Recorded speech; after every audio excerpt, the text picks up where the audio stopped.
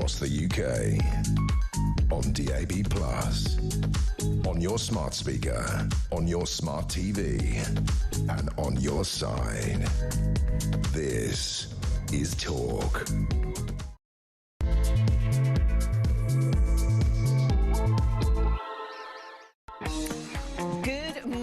To you. Lots of news kicking about today. This is Alex Phillips. I'm going to be keeping you company for the next 3 hours, bringing you all of the information that is filling up the pages of the great British press and stories that you may not be aware about that we here at Talk would like to bring to your attention. Also, we, of course, are going to be hearing from Rachel Reeves about what lies in store in the spring budget. A lot to contend with for her as fuel prices are rocketing around the world as we enter the 4th day of America and Israel's assault on Iran and the repercussions and the fallout from that. So plenty to sink our teeth into today. Do join the conversation yourself with whatever thoughts you may wish to proffer. 0344 499 1000 is the number if you'd like to give us a call. Kieran is waiting, poised at the blower, to take down your details and then patch you through to the studio. You can also use that number to send me a WhatsApp message, 0344 499 1000, or indeed leave me a voice note on WhatsApp. 87222 is the number if you'd rather send a text message. If you're going to do that, you've got to write Talk so it knows which studio to head to when it hits the aerial on top of our towers here. OK, without any further ado, let's get stuck in because, as I said, plenty going on today. Welcome aboard the show, Mark Littlewood, Director of Popular Conservatism. How you doing, Mark? Very good, Alex. How are you? Good to be with you. I am very well, but not so much can be said of the special relationship, which looks like it's caught a bit of a cold at the moment. At the very least, it is ailing, with Donald Trump blasting the Prime Minister, of pandering to Muslim voters by not backing his war against Iran, saying that Britain is not such a recognisable country anymore. A lot of people will be sympathetic towards that. But what have you made of the Prime Minister's arguments yesterday to Parliament for why he did not allow American warplanes to take off from UK-US joint bases?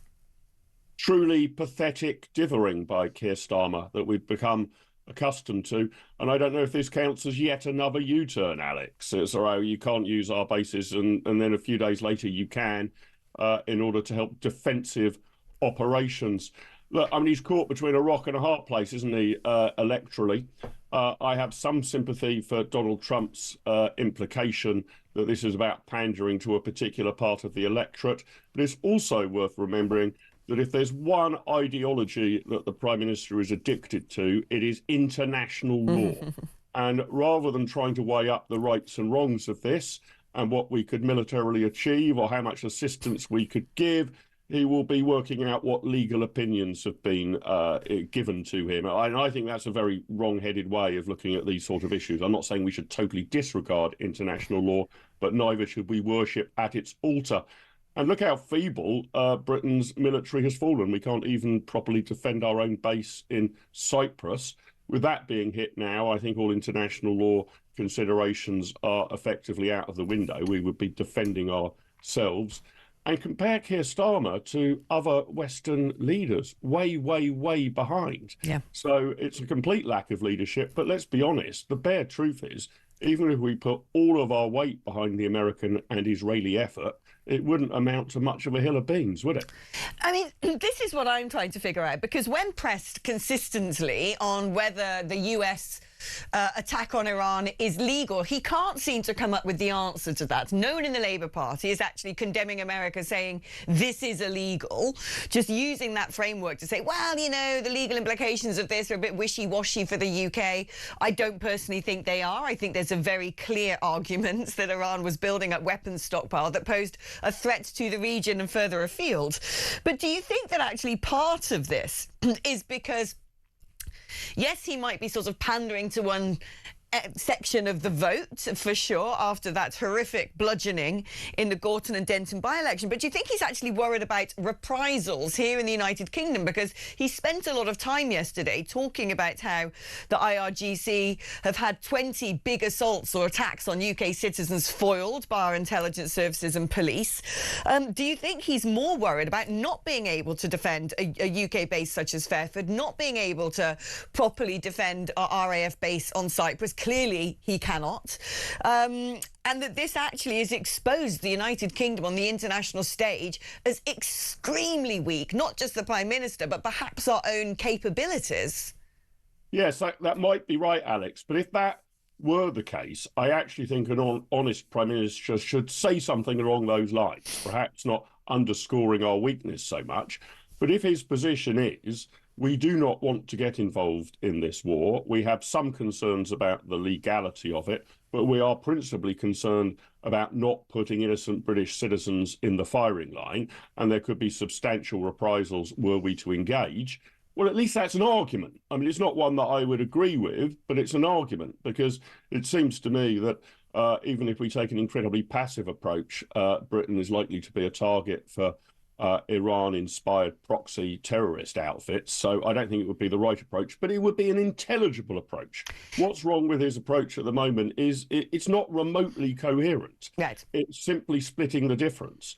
It's taking a binary question and giving 0.5 as your answer. Wholly pathetic. So I want the dithering to end, but I'm not confident that it will.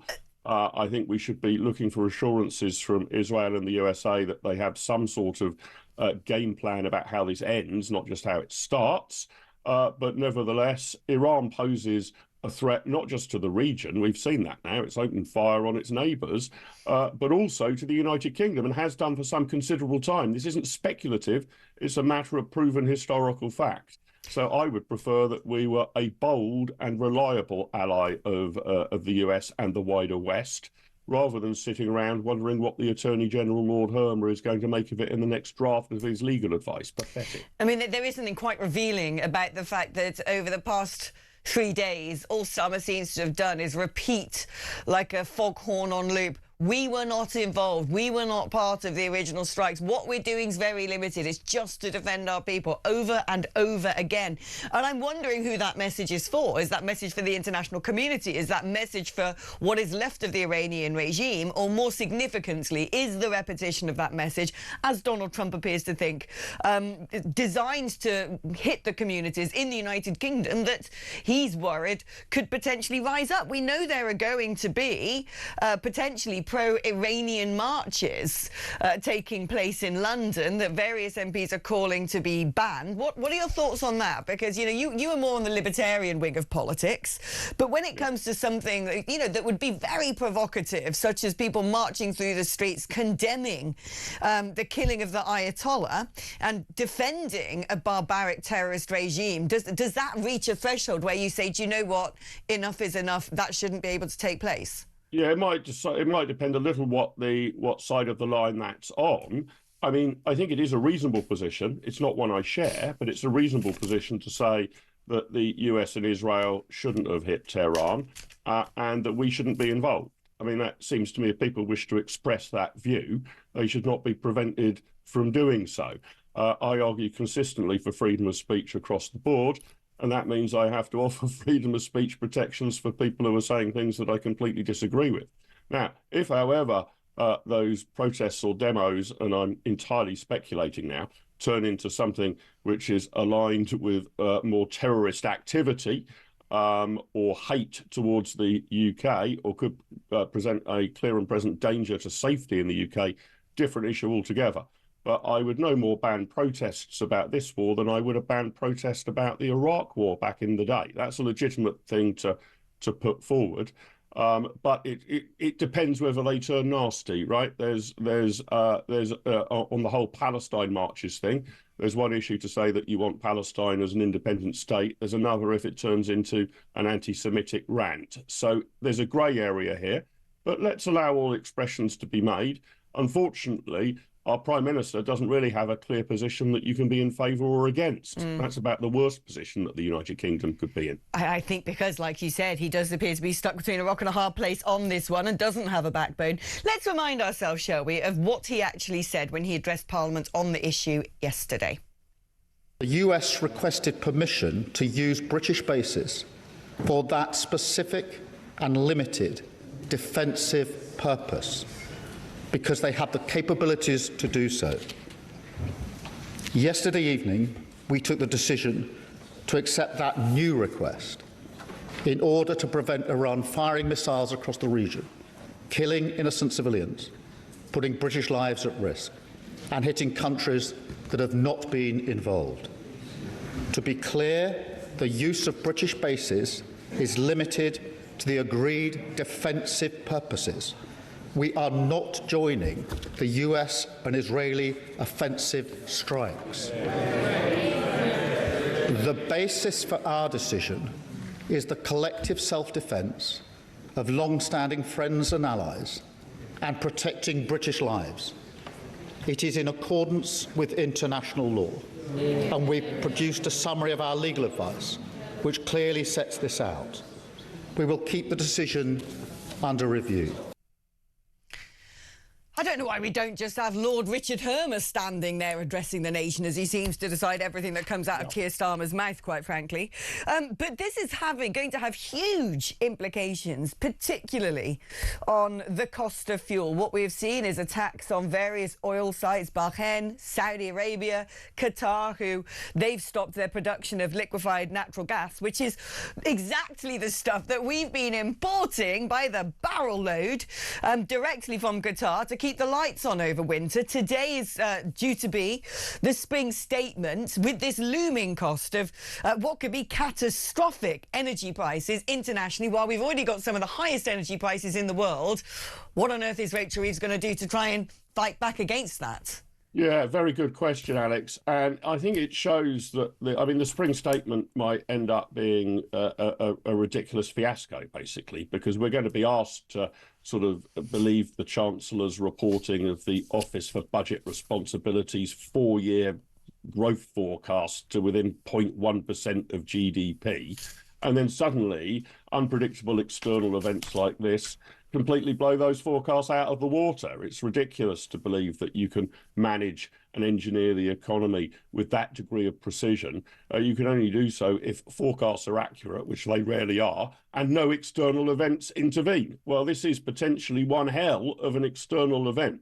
So although we will be hearing later today what the various forecasts are for our debt, our growth, all the rest of it, you may as well rip them up and put them in the bin, because unless you know, Alex, and I certainly don't, how this is going to end or what the long-term impact will be on oil prices, for example. We know they're spiking at the moment, but do we expect this to continue for another week, another year, another 5 years?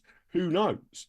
So I think that the lesson we've got to take from this is that rather than having government after government sort of dancing with angels on the head of a pin about how many hundreds of millions of fiscal headroom we've got to build a much more resilient economy that can deal with external shocks. And we treat every external shock as a surprise, and indeed external shocks usually are surprises, but nasty surprises are going to come along, and we never make a contingency to deal with them. We hope for the best in the future, that nothing's going to derail the British economy, such as a war of this type. So what's she going to do? I would be surprised if there's an announcement on fuel duty going down. It would be a sort of smart decision to do that, to try and offset the oil spike. But she has such limited room for manoeuvre. She has built in no room for manoeuvre. We have not got a rainy day fund. Right. So when it's raining, we get wet. That's what we're going to learn this afternoon. Well, has anyone put out a search warrant for Mr. Ed Miliband? Because it seems to me we're going to be entering yet another energy crisis, and it doesn't appear to be anywhere backing up why he thought it was a good idea to pour concrete down our oil wells and ban any exploratory drilling in the North Sea. Where is he? Well, quite. I rather hope on this absolute insanity of Britain trying to get to carbon net zero by 2050, that is consigned to the dustbin of history. I think opinion, both public opinion and political opinion, is starting to move against that. It is effectively unilateral economic disarmament for no gain whatsoever to the global environment. So if I was Ed Miliband, I think I'd be hiding away as well and hoping this will pass, but it won't pass. His policy will unravel. We have pursued a ludicrous energy policy, preceding this government, frankly, where the government has continually intervened in the market. There is absolutely no clarity or certainty about what's going to come next. Consequently, it's nearly impossible to invest. and we have valuable energy resources in the ground or under the sea that we are militantly refusing to exploit. So be unsurprised when that means our energy costs are what, 4 times that of the United States of America. And all the knock-on effects to that for our economy are catastrophic. It's not just one item here, kind of energy on your bill. It feeds into everything else, all transport, all travel, keeping a factory open. So if you are uncompetitive as far as energy is concerned, and we are deliberately making ourselves so, you're going to be uncompetitive completely across the board and unproductive across the board. And although that's not the only problem facing the British economy, it is probably the biggest self-inflicted problem. And unfortunately, it's Ed Miliband who is wielding that weapon of self-inflicted injury. And until this government is able to put him back in its box, that's going to continue, I'm afraid. Bad news for the economic forecast this year and going forward. Couldn't agree more. Acts of domestic sabotage, as far as I'm concerned, for Mr. Miliband. Mark, thank you ever so much. It's always a delight and an honour to have someone as well-read and erudite as you on the show. Shall we take a quick call now? This is Mark in Glasgow. Good morning, Mark. Good morning. Hi. Hello. How are you doing? I'm very well, thank you. I would simply say that Starmer is indecisive. He can't make a decision without referring it to somebody else, and he's absolutely not a leader. I think you're right on that. Do you get the same impression that I do, that his constant sort of reaching for international law is because he is perhaps instead controlled by a cartel of extremely left-wing human rights barristers? Yes, and I'll be honest, if you look at the Fabian Society and Tony Blair and what they've been about for the last 20 years, they are absolutely, this is exactly their game plan. Weakeners do whatever. What would you hope that the UK would do, though? Because we've already seen that our RAF base, Akrotiri in Cyprus, has been struck. And that's despite these constant proselytizations that we're not in the war, that we didn't start it, we're just there to defend ourselves. But apparently we can't, because we seem to be repeating that out loud as well. Would you rather we just rolled our sleeves up and got stuck in, even if it does mean reprisals against our servicemen and women at military outposts abroad, or even could result in seeing reprisals on our streets here? In truth, we have let the shrinking of our armed forces since Tony Blair, Gordon Brown, absolutely leave us vulnerable, which is why both the MOD and Starmer Labour want to see us join the EU so we can have an EU army. The negative side of that is there's one particular nation there with a powerful industrial sector that created 2 world wars, and I really wouldn't like our armed forces to be taking instructions from them. I couldn't agree more on that one, Mark. Thank you ever so much. That was Mark in Glasgow. Let's read some of your messages now because they're already flooding in. Good morning, Alex, says Arnie in Sunderland. What happens if sleeper cells wake up and attack targets in the UK? When there's an outcry, are we going to be called racist or, even worse, arrested? I would guarantee one thing, Arnie. Oh, there are sleeper cells. All right, there are sleeper cells. And I think this is where we've got to now. I think the tail wags the dog, and I think that we've got ourselves in a very precarious situation, but I always think rather out in the open than kept in. Hi, Alex, love your rants. I haven't even done one yet, Richard. I haven't even got myself warmed up. I need about 25 more cups of tea before that happens. Starmer couldn't get involved in a war because more of our enemies have already invaded this country than we have personnel in our armed forces. Oh, pretty accurate, that one, when you look at the amount of people on the terror watch list and our dwindling full-time troops. Scrap the Chagos bad deal rather than give it up to our enemies and use the billions we'll spend to rent it back, to reman and rearm our forces. Oh, and lock up everyone who arrives or has arrived illegally into this country because they're in breach of international law. Very good policy points there. Another advantage of the Iran conflict is Iran will now have difficulty supplying Russia with drones used on the Ukraine battlefield. This may help end the Russia-Ukraine war earlier, says John. Although on that one, I think Russia's rubbing their hands together with glee on this. They're watching the West suddenly distracted by what's going on in the Middle East rather than people trying to tell Putin to back off. Instead, Donald Trump is preoccupied with what is going on in Israel and Iran and Lebanon and the like. And he is now seeing the cost of oil, the barrel price, hugely inflate, which is going to fund his war machine. And Iran has turned around and said, please, please, we had this agreement that we would give each other things. We gave you drones. You're supposed to be giving us missiles. Help, help. And Putin's gone, yeah, nah, you're by yourself now. So I kind of think Putin's rubbing his hands together with glee at all of this, because I think the focus is now off him. I think he's going to be able to accrue a lot of money in his coffers as a result of the instability. But, you know, they might miss a few Iranian drones. The interesting thing to look out for, though, while Iran is sort of under siege, is what's going on with the bot farms in UK social media. Because the last time this happened, in the 12-day war, oh, look, all of the pro-independence accounts for Scotland seem to suddenly go quiet. So always interesting to sort of, you know, lick your finger and see which way the wind is travelling when it comes to certain trending topics. Well, I think now is probably the best time to get rid of every single net zero levy. I've got a better idea. Let's just get rid of net zero.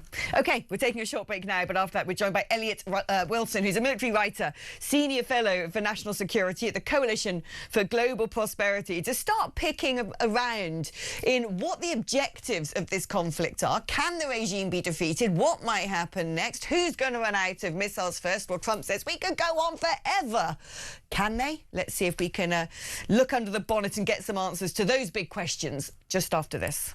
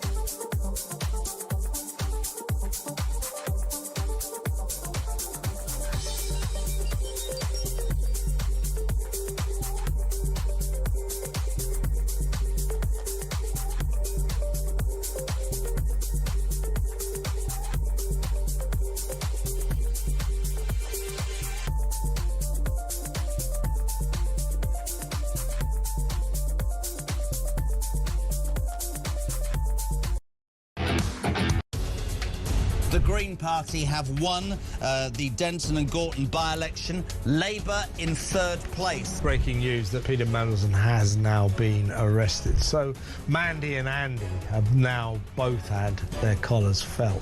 What would Andrew Loney tell them to do? To come clean, be honest. And if Charles is complicit in this cover-up, which I believe he is, then I think he has to fall on his sword. When you define sex, what your gender or sex, what you mean is biological sex, and that's a man or woman, what you are physically, not what you think you are on a Wednesday afternoon. The UK on DAB+, on your smart speaker, on your smart TV, and on your side. This is Talk. Hello there and welcome back. Now, when the Prime Minister addressed Parliament yesterday, a lot of the buzz circulating from the commentariat at the moment is, what's the end objective of all of this? Was it just to diminish Iran's stockpiles of ballistic missiles? Was it to prevent them creating a nuclear weapon? Was it to diminish the influence and the power and the capabilities of their various terror proxies? Or is this about absolute regime change? And if so, how is that prosecuted? How does one actually see that as an outcome? How does one realise that as a conclusion? Let's speak now to Elliot Wilson, a military writer and senior fellow for national security at the Coalition for Global global prosperity. They're big questions, Elliot. You're not inside the head of Donald Trump or Benjamin Netanyahu, but do you have a perspective on what you think the outlook is since the start of this? Are we calling it a war? I suppose we are on Saturday, and what might be achievable? I think Donald Trump doesn't have a long-term plan. I think there are a number of things you can achieve.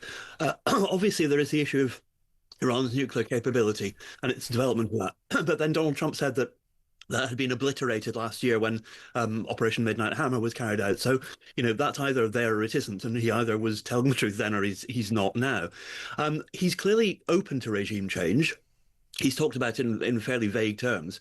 And, I think no one in the West who is sensible should be particularly alarmed about the concept of regime change in the sense of the current regime going away. The difficulty is what comes in its place, which was, of course, the problem in Iraq in 2003.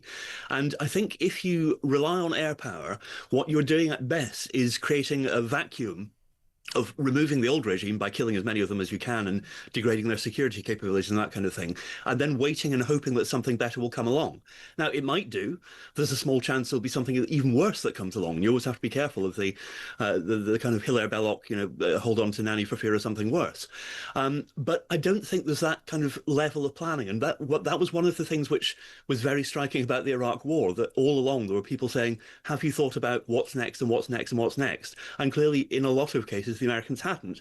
So I think that's the most worrying idea of what the military action sort of portends as of Saturday. Is there not a possibility? I mean, Donald Trump has said he doesn't envisage regime change from the air, but he has called upon the Iranians repeatedly to take their opportunity to try and overthrow the regime, although that's a pretty dangerous thing for them to do, as we have already observed.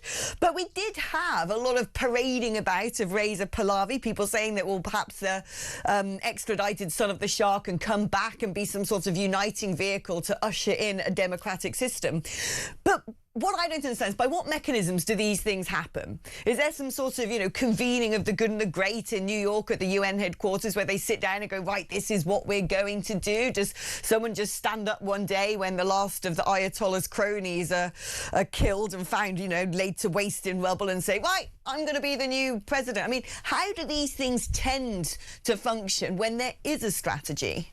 Well, this is the problem. I mean, for it to be the most sustainable outcome, you really want it to be as organic and as domestic as it can be. One of the great failings of the regime that we installed after the invasion of Iraq in 2003 was that it was largely people who hadn't been in Iraq for 20 or 30 years. They were exiles who'd been in America or in Britain or wherever, and their knowledge of what was actually happening on the ground was quite low. So we essentially sort of brought along a government which we liked. We'd talk to them over cocktails and canapes in Washington and London, but they didn't then have the ability to gel with the Iraqi people. So I think there is an issue about trying to impose a settlement on a country, particularly where, if we're to believe the current status, you don't have forces on the ground. Whatever else happened in Iraq, we did at least have hundreds of thousands of troops there to make a settlement, at least for a time being, work. I think the idea of saying to the Iraqi people, the Iranian people rather, to rise up against the regime is fine. Although we should point out that, some of the estimates suggest that the Iranian regime has killed 30,000 of its own people since the 28th of December last year. So you can understand why people will be reluctant to do that. And there's also an issue of to what extent you affect public opinion in a country you're trying to help by bombing them and by removing their regime, however hated. That can go both ways. So I think it's the lack of control that is worrying. It's sort of trusting to fate that somebody nice will emerge from the wreckage, and that's always the case. But this is the difficulty, of course. When you've had a dictatorial regime, they have basically scared off all of their political opponents, so there aren't necessarily candidates, at least in the open air, that people see as a successor. Could it be possible instead that the Israelis and the Americans have some good idea of somebody that they may already be speaking to or connected with within that circle, who they think that they might be hands off? We're not going to target this person. We're going to make sure that when there are strikes, that they're not in that location because we see them as a suitable successor. But at the same time, one would imagine if that is the case, they wouldn't expose that, to the general public casually in a media interview or from behind a lectern, because that essentially puts a cross on that person's head. It is possible. I mean, President Trump joked yesterday, I think, that they'd already killed the second or third people on their list to be, the favourite for the next supreme leader. There is this talk of the former Crown Prince of Iran being installed. That's traditionally been something which hasn't been regarded as a viable option. But it is true that certainly American intelligence sources have been saying they've been surprised by the level of support for Reza Pahlavi on the ground in Iran, because they found people genuinely chanting his name on the streets of Tehran. Maybe that is a possibility. I personally have no problem with the idea of some kind of constitutional monarchy being installed to hold the ring while there is political reform. It was discussed in Afghanistan in 2002, but eventually actually the Americans vetoed the return of the former king of Afghanistan because he was regarded as unacceptable to the Pakistanis. But it may be that there is the possibility to install a sort of, not a figurehead exactly, but somebody who is either a transition figure or somebody who isn't there to assume complete power, who is there to create a space in which democratic institutions can grow. The problem is, of course, that both the United States and to an extent us, we have a pretty poor reputation in Iran in various ways because of the coup in 1953 in which we removed their prime minister. And the Iranians, they're like the Russians in this respect, and like almost no one else. They still think that Britain is the kind of Svengali behind all of the evil machinations of Western policy, which sadly is not true. It's really not that kind of influence that we have anymore. So it's about finding somebody who might work as a conceivable head of state for a short or a long period of time, but also not tainting them by being obviously the West's person. Because there is clearly, the Iranian regime, which has lasted almost 50 years, is a vile and a brutal one. It's a theocracy. It's, suppressed its people extremely violently for half a century. There is very little suggestion, I think, that it has much support on the ground.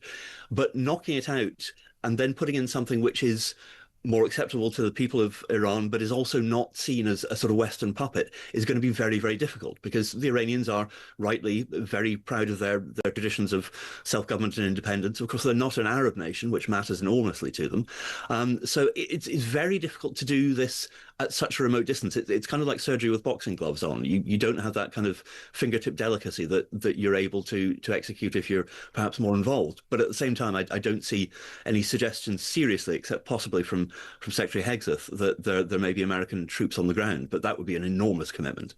It would indeed. Elliot, thank you ever so much. Elliot Wilson there from the Coalition for Global Prosperity. He is the Senior Fellow for National Security.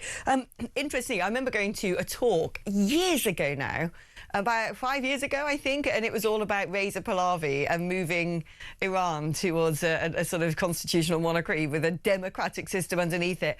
I have a suspicion that there is a plan. I do. I have a suspicion there is a plan, but it would be foolhardy to come and just start presenting that plan in the open air. Maybe I'm just being too optimistic.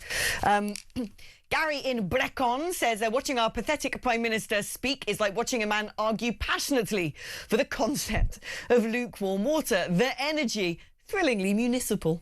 The delivery, a kind of careful, sniffling precision, as if he's about to object to his own sentence halfway through. You keep waiting for a spark, a flash of conviction. And instead, you get another paragraph that sounds like it's been approved by the Department of Not Rocking the Boat. It's not even dramatic enough to be villainous. It's just managerial. If charisma were electricity, he'd be the standby button on your TV, blinking politely, conserving power, refusing to fully switch on. Great show, says Gary in Brecon. Gary, I have a sense that in your spare time you could be a column writer or a poet. How beautifully floral and verbose that was, just like me.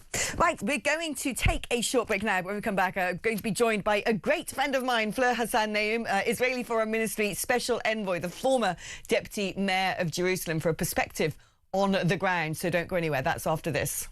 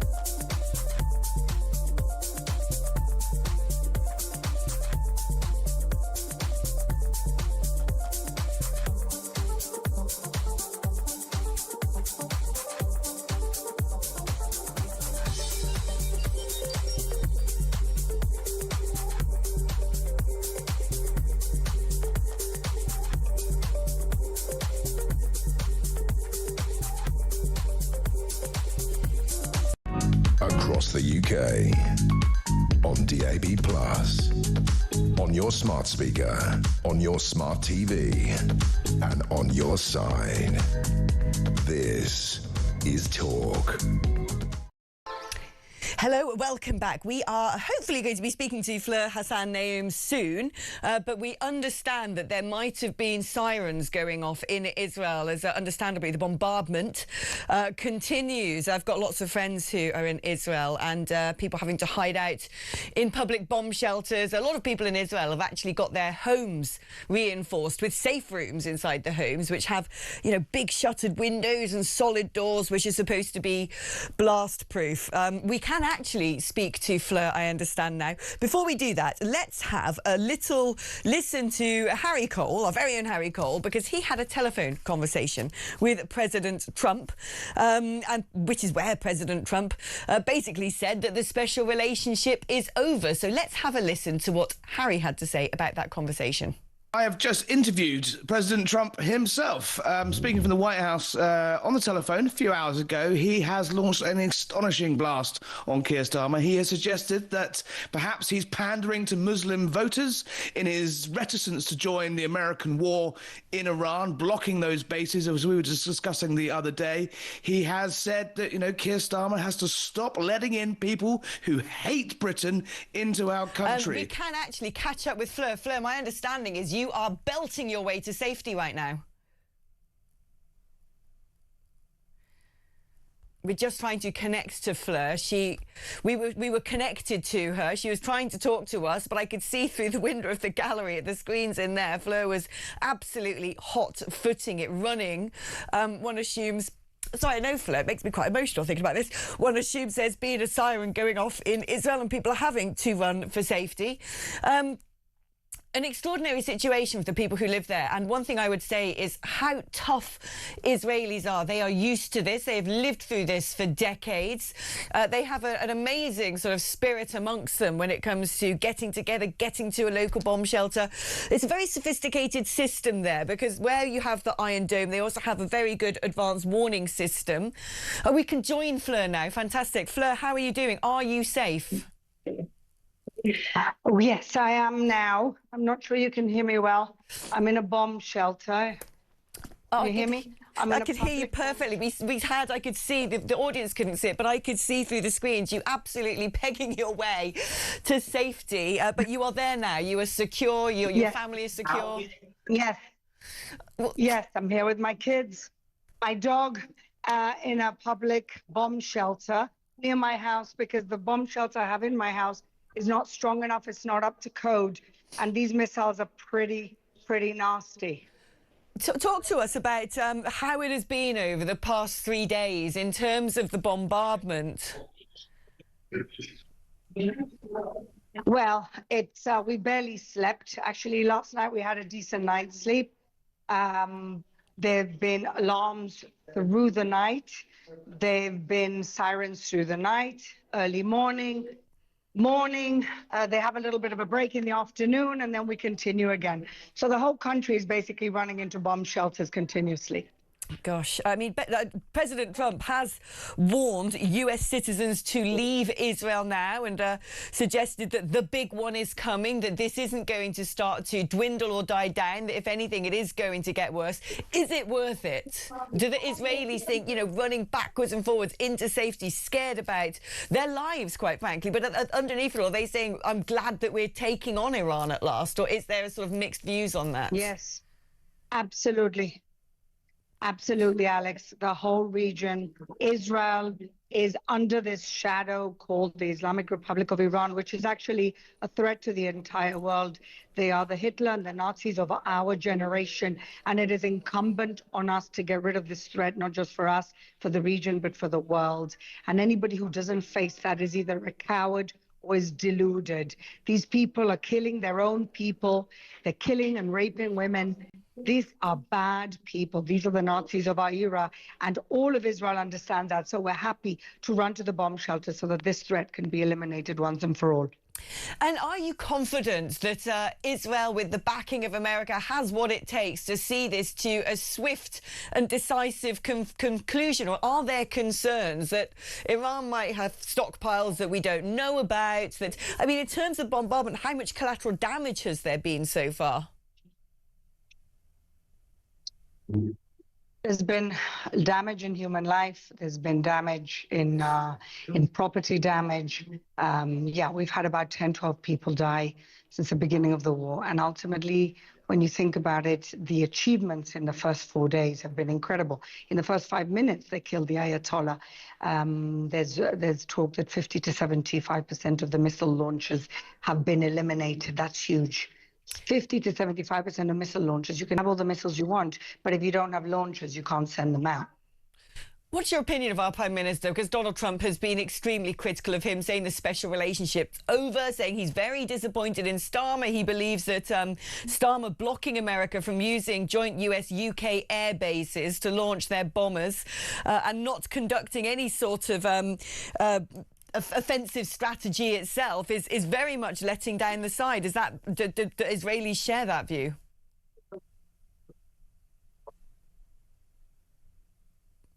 We might have lost, I think we have lost Fleur there, understandably, given the precariousness of the situation that that Israel is in right now. And that just goes to show, doesn't it, that for the people of Israel, normal life at the moment is very much on pause, that at any moment the advanced warning system might go off. It's a very complicated system, but an extremely effective one because of the geographic distance of Iran to Israel and because of the speed of many of the drones and many of the Shahed missiles. They are able to detect these things being launched and track them through the sky, and then the Iron Dome, the Sling of David kick in and shoot them out of the sky. And so often a lot of the collateral damage might be falling shrapnel, but by and large a very well defended little nation with a very effective system and public bomb shelters everywhere. As Flo was saying, a lot of people have this now built into their own homes, but she says hers isn't up to spec. But my thoughts do go out with a lot of people in Israel right now. But really heartwarming in many respects to hear that for them this is almost not business as usual, but they're used to it. They expect it, and they know underneath it all that if they can, for once and for all, put to bed this issue, this regional neighbour who have agitated for their destruction, who have a genocidal ideology to their very existence, if that can be finished conclusively, then it is a discomfort worth it in the long run at present. The brilliant Fleur Hassan-Naoum here, former deputy mayor of Jerusalem. We'll stay in contact with her. We will make sure that she is safe and potentially try and catch up with her a bit later. OK, we're going to take a... well, let's do this message first before we take a break. I served 33 years on combat operations with the British, gaining commendations for bravery. Well done, you, Pauline Belfast. Thank you for your service. MBEs as well. But today I'm ashamed to be British, ashamed to be a veteran, ashamed to have a Prime Minister in charge whose only thought is to save his own skin as a complete and utter coward. God help us with all these traitors in charge of our once great land. Wow, very strong position there from Paul. We're going to take a break now, but after the break we're going to be catching up with the brilliant columnist for the Mail on Sunday, Peter Hitchens, about what he thinks about whether this war is a good idea, whether there should be British involvement, and the direction of travel perhaps we should go down instead. That's coming up after this.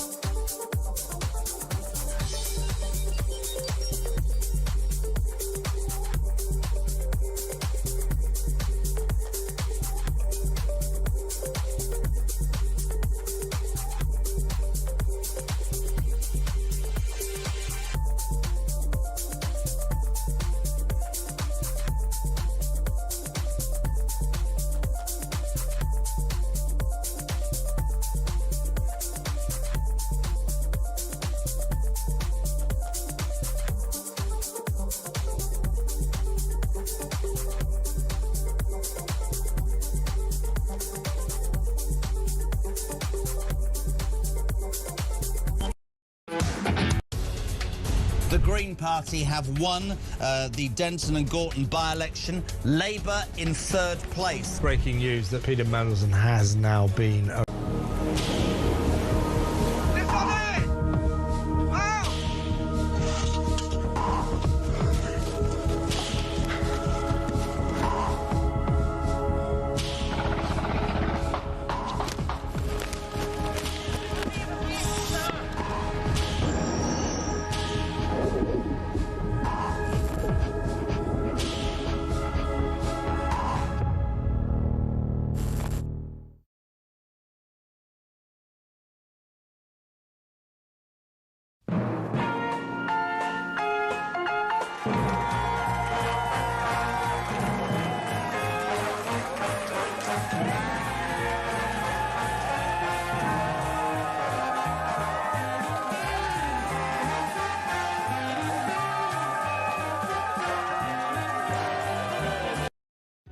across the UK, on DAB+, on your smart speaker, on your smart TV, and on your side. This is Talk. Hello and welcome back to the programme. Now, the Prime Minister is coming under fire from various people about perhaps being a bit lily-livered, a little bit too hesitant to back the United States and Israel in the launch of their offensive against Iran, taking out a regime that I think most people would agree is not a good thing for the world. But Peter Hitchens, columnist at Mail on Sunday, today has written an article, and the title is, When We See a War, Can't We Stop and Think Before Going In? Let's welcome Peter Hitchens to the show now.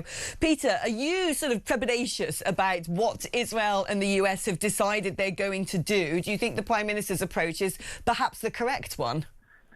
Well, I don't think the Prime Minister's approach is correct because he's pretty much reversed it now, but I think that his initial response was perfectly intelligent. I think, probably the most long-standing and ferocious critic of this Prime Minister. I urge people not to put him into office. I have many things to say against him.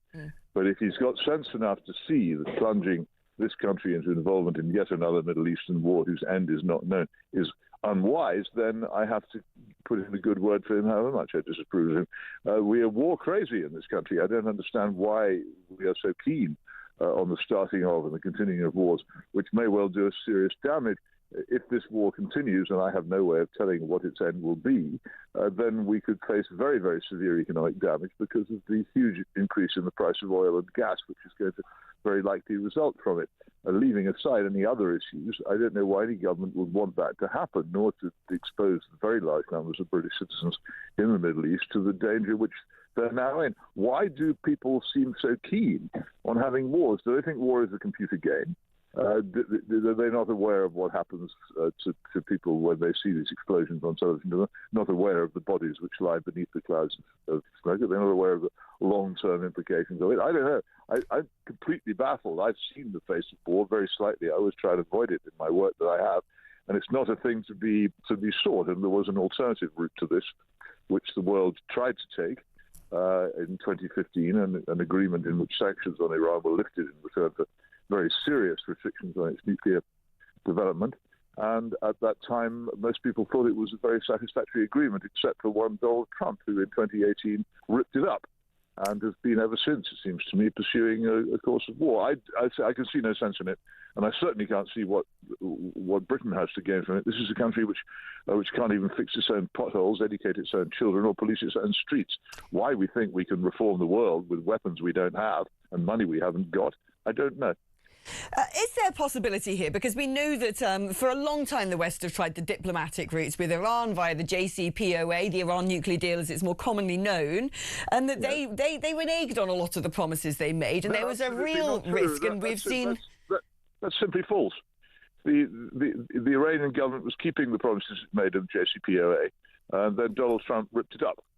It wasn't because the Iranian government was breaking the agreement. I think I defy you to come up with an instance of it doing so. It's just because there was a big lobby against the agreement having existed in the first place, to which Donald Trump listened. And he said he wasn't having any more of it. As far as I know, and say prove me wrong if you want with a detailed breach, as far as I know, the inspectors were content with the way in which Iran was abiding by its side of the agreement. So you see as actually what's happened here is it was sort of Trump 1.0 who dustbined the JCPOA, and the problems have arisen since then, where Iran have been proliferating various weapons, building up a stockpile of ballistics to then defend the creation of nuclear armaments. That is correct. Iran's response once the agreement was ripped up, and it had no other recourse to try and end the very serious sanctions which have made life a misery for not for the Iranian regime, which is highly corrupt and lives separately from people, but the Iranian people themselves have a miserable time as a result of these sanctions. And the Iranian response to having the agreement ripped up was certainly an unpleasant and undesirable one, but it was not Iran which broke this agreement in the first place. I mean, there's the twin element here that isn't just about Iran proliferating various extremely dangerous weapons, long-range hypersonic missiles, ballistics, nuclear arms, etc., but the funding of terror organisations, both in the Gulf and around the world. Do you think that, I mean, look, many people are looking at this as, well, this is Israel's incentive here. Israel had decided they needed to go in, get Iran, get this regime out of the picture for their own sense of security and have US backing. Surely that is an understandable existential issue for Israel. Well, it's understandable. Whether it's existential or not, I don't know. The problem with wars is that no one, once they start them, knows how they will end. And going right back to 1914, when Britain went into the First World War, people thought it would be largely a naval conflict in which we wouldn't be greatly involved. We ended up sending millions of men to Flanders, a large number of whom died or were maimed. People don't know how wars will end, and we don't know how this one will end. And I don't pretend to know, but you always take a risk. Whether there was an existential threat to Israel from Iran or not, was this the right policy to bring that to an end? My own view, and I'm one of the rare people in British journalism who's actually been to Iran, my own view is that the best way to bring Iran back into the comity of civilized nations is to undermine its horrible regime by recreating the strong civil society it used to have, and which would eventually lead to an overthrow.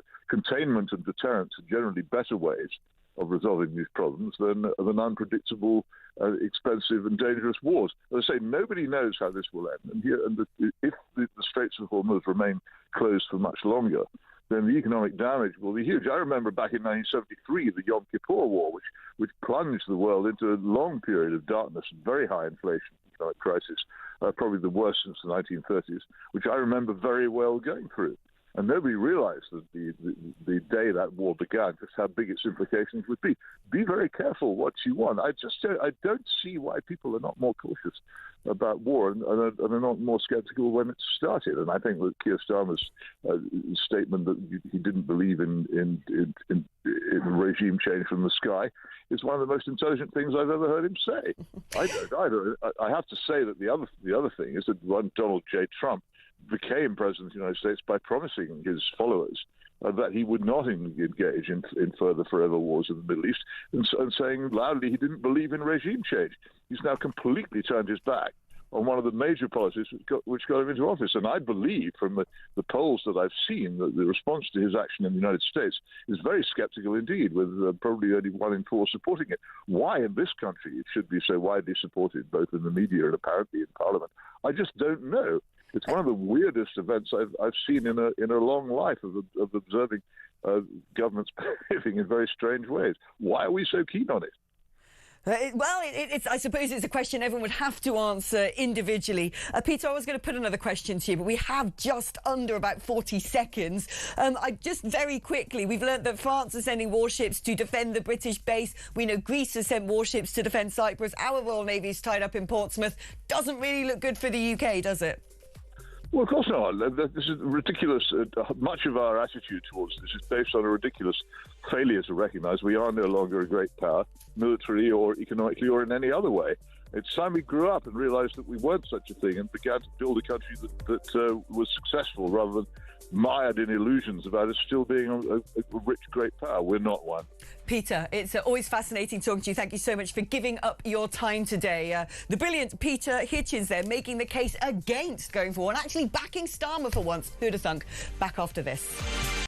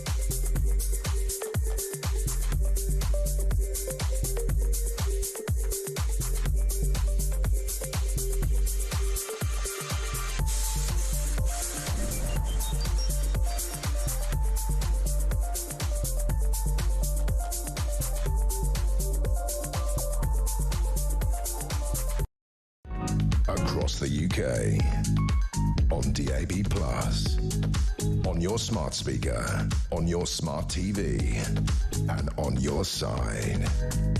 This is Talk.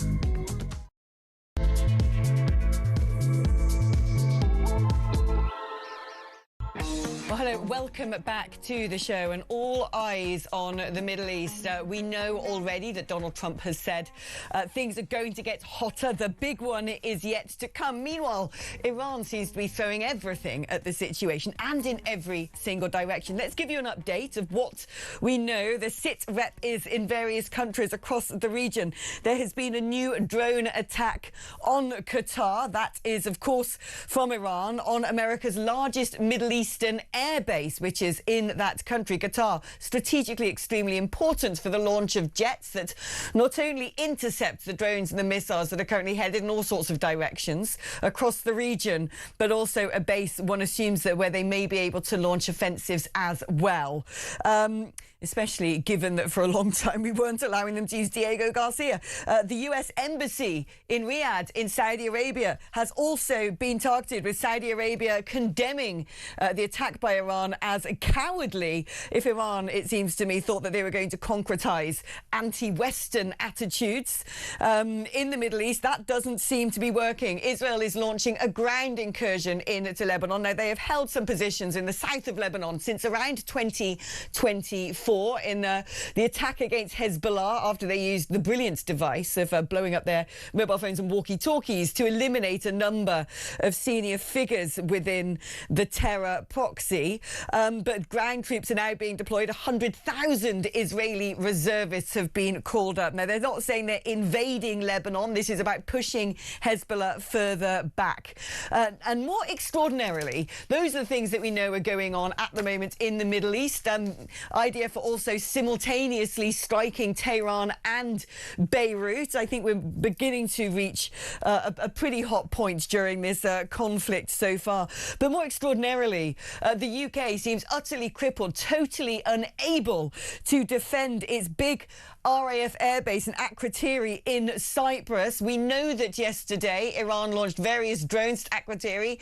Most of them were intercepted. There was one that did strike the runway. But now France is sending warships into the region to defend the British base from Iranian attacks. We also know that Greece is sending warships into the region to defend the RAF airbase from attacks. And where are we? Well, the Royal Navy is currently tied up in Portsmouth, an extremely alarming exposure of perhaps how militarily under-resourced we were, ill-prepared. The big question, I think, that should go to the Defence Secretary right now is we have known since October the 7th that matters in the Middle East are getting very tense. We have known that there was the promise even of Trump going in and attacking Iran. He had moved all of his kinetic capabilities into the region, American warships, and yet, did the UK think there wouldn't be retaliation? Well, maybe that is the reason that Sir Keir Starmer's giving for not enabling the United States to use the air bases of RAF Fairford in Gloucestershire and the Chagos Islands Diego Garcia to send its long-range, long-distance heavy-duty bombers into the region. Perhaps he was worried about the retaliation, knowing full well that we weren't able to defend ourselves, and now we have Greece and France having to do that heavy lifting for us. Greece has said it's going to send 2 frigates and fighter jets to defend Cyprus, meaning it's going to have more naval assets in the area than the United Kingdom. Why are we so underprepared? Why are we so ill-resourced? Is this the reason for the trepidation of our Prime Minister? What is being called cowardice? Is it because he had no choice? We are joined now by Jake Wallace-Simon, who a brilliant friend of the show, former editor of the Jewish Chronicle. Jake, great to have you on the programme. What do you make of Sir Keir Starmer's position in all of this? Are we beginning to see, now we see some of our European allies having to stand in on the front lines and do heavy liftings to defend not only Cyprus, of course, which is a European nation, a member of the EU, but the RAF airbase there.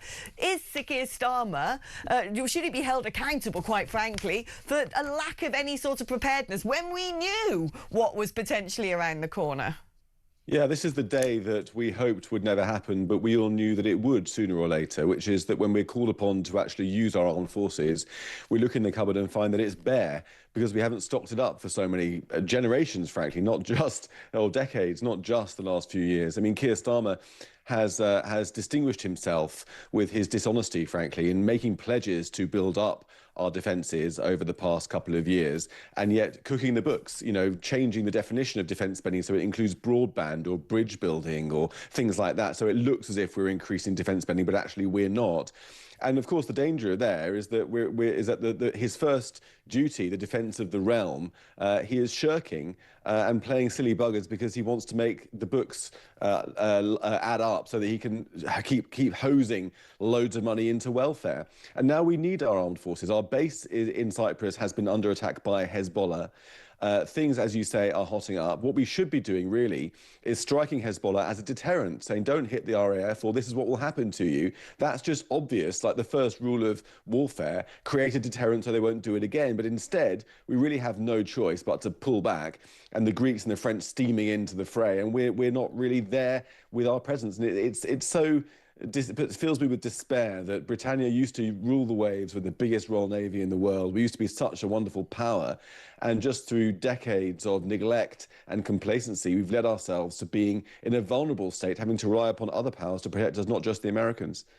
I think we're beginning to see this narrative development that perhaps one of the reasons Starmer has been so lily-livered is because we don't have the capability or the assets to even defend ourselves.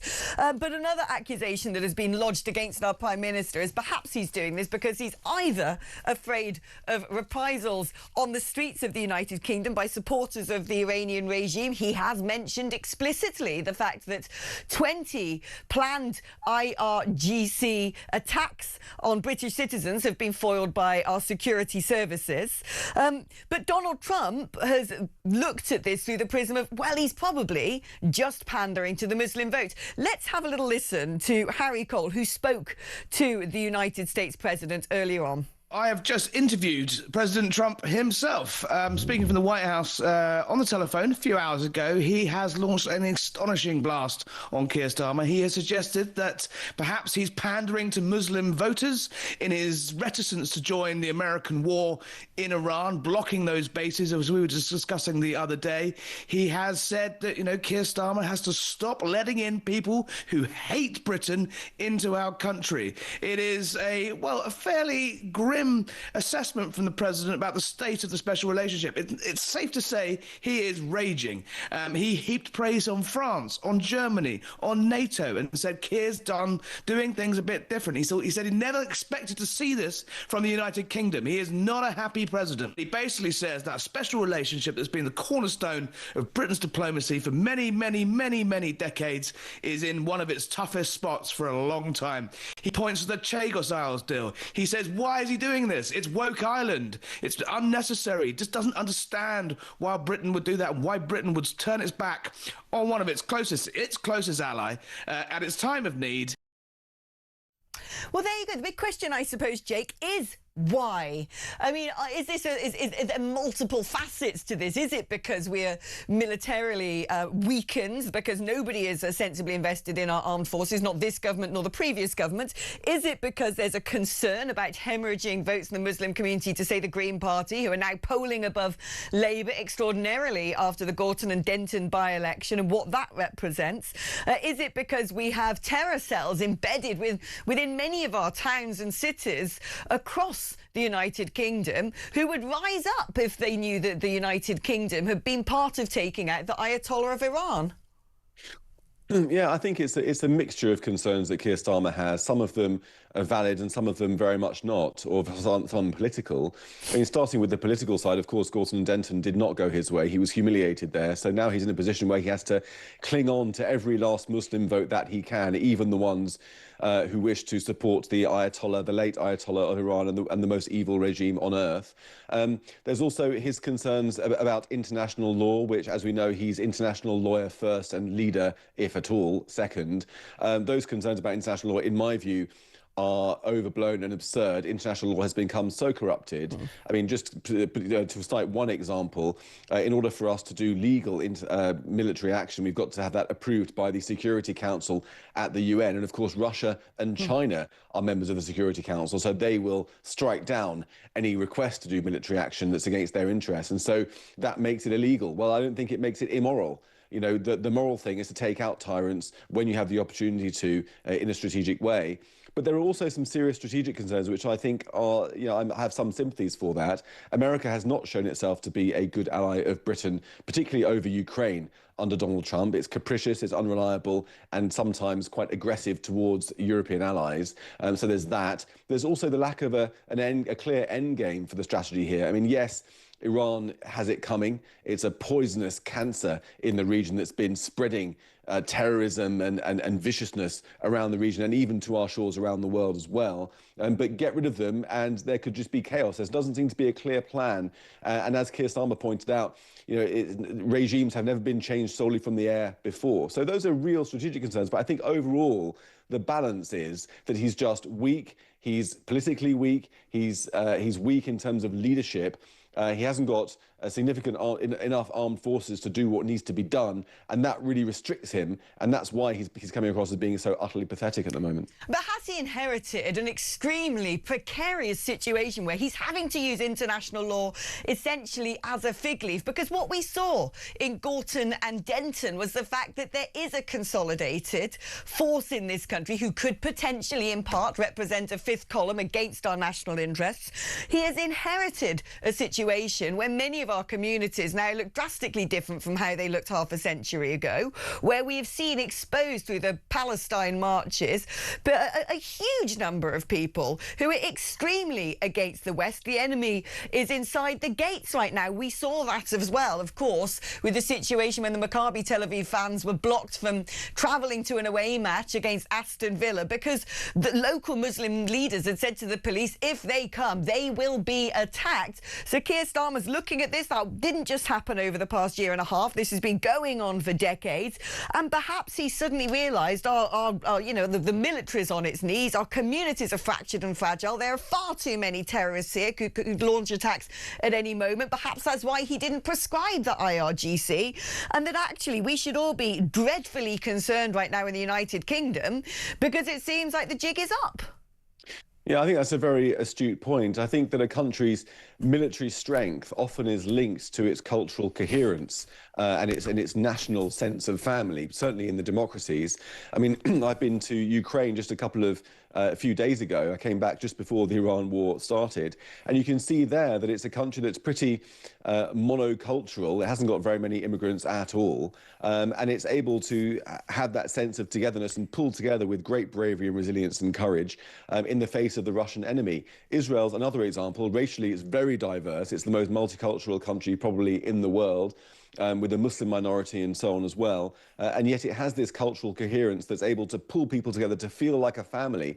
And its military, like the Ukrainian military, is fearsome, powerful, and punches way above its weight. By comparison, Britain, which has been subjected to decades of mass immigration without any attempts to deal with the assimilation question, which now is really balkanized and ghettoized in some parts of the country.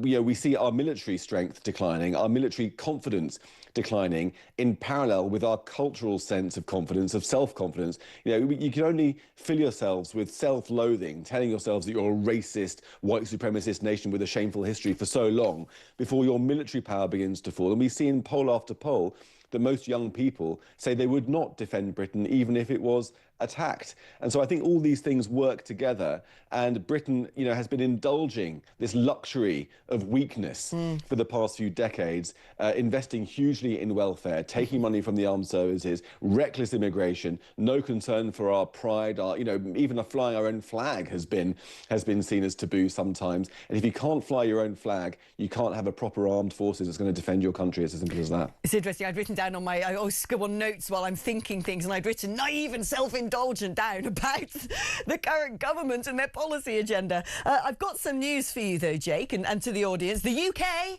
is going to now send a warship to Cyprus. Great. Fantastic. When we could see everybody else's kinetic forces assembling in the region, why have we decided to do this now? Why weren't they there? One assumes that America and Israel are not picking up the phone to Britain, not letting them know of their plans, when things are going to start and how we can help, because they don't trust us. We are sending a warship to Cyprus to defend RAF Akrotiri from Iranian attacks. 3 sources have now told the Times newspaper. The Defence Secretary John Healey had a meeting this morning with senior military figures in which they discussed sending HMS Duncan to the region. The UK, and it's written here in this copy, the UK currently has no ability to defend Cyprus against ballistic missile attacks, and there are fears the island could be vulnerable. That is disgusting. A Whitehall source said it was very likely HMS Duncan will go. Get this, it will take around a week for it to reach Cyprus. Oh, brilliant. We can all just watch it trundling through the waters as our enemies fly fighter jets over it and take it. I mean, come on. The Royal Navy, and get this, currently has 6 Type 45 destroyers, 3 are in deep maintenance. Half of them aren't working. HMS Dauntless and HMS Dragon, however, are alongside in the UK, are at 3 days' notice to move. But HMS Duncan is the one at high readiness to move and would most quickly reach Cyprus. Why are they not already? We know we live in a precarious geopolitical situation. We can see what's going on in Russia and Ukraine and in the northern frontiers of Europe. Are we not supposed to be concerned about that? And we know that all of the American naval infrastructure has been going into the region for weeks. Donald Trump has said he's going to bomb it. We would have understood there will be a reaction from Iran. Why weren't we there, Jake? What is going on? Yeah, I mean, there is definitely a lack of strategic preparedness when you see half of the American air power heading into the Middle East with a clear determination to wage war. And we know we've got assets there of our own on Cyprus and elsewhere. It seems completely neglectful not to think of protecting our own interests in the Middle East as well. But, I've been aboard HMS Dragon, which you mentioned just there, seen it doing some exercises. It's an impressive bit of kit. And I would just like to point out that we're not slacking off the soldiers here, or the airmen, or the sailors. They are the backbone of our country. They're very brave and courageous and brilliant, often world class. Yeah. They've been let down by the leadership of this country, not just the current leadership, but successive leaderships who've withheld vital funding, made cuts. I mean, we're even undergoing cuts now into the armed services, which Keir Starmer hasn't pulled back from while claiming that he's going to be building up the armed forces. They've been led by donkeys, as has the whole country, for far too long. And right now, the chickens, if I'm not mixing my metaphors, are coming home to roost in the Middle East, and we're not there to shoot them off. Well, you might have been mixing your metaphors, but when it comes to when it comes to the fact that Iran was going to retaliate, I would have bet the farm on it. There you go. Joined you in that one. Jake, thank you ever so much. A brilliant conversation. It horrifies me to read that.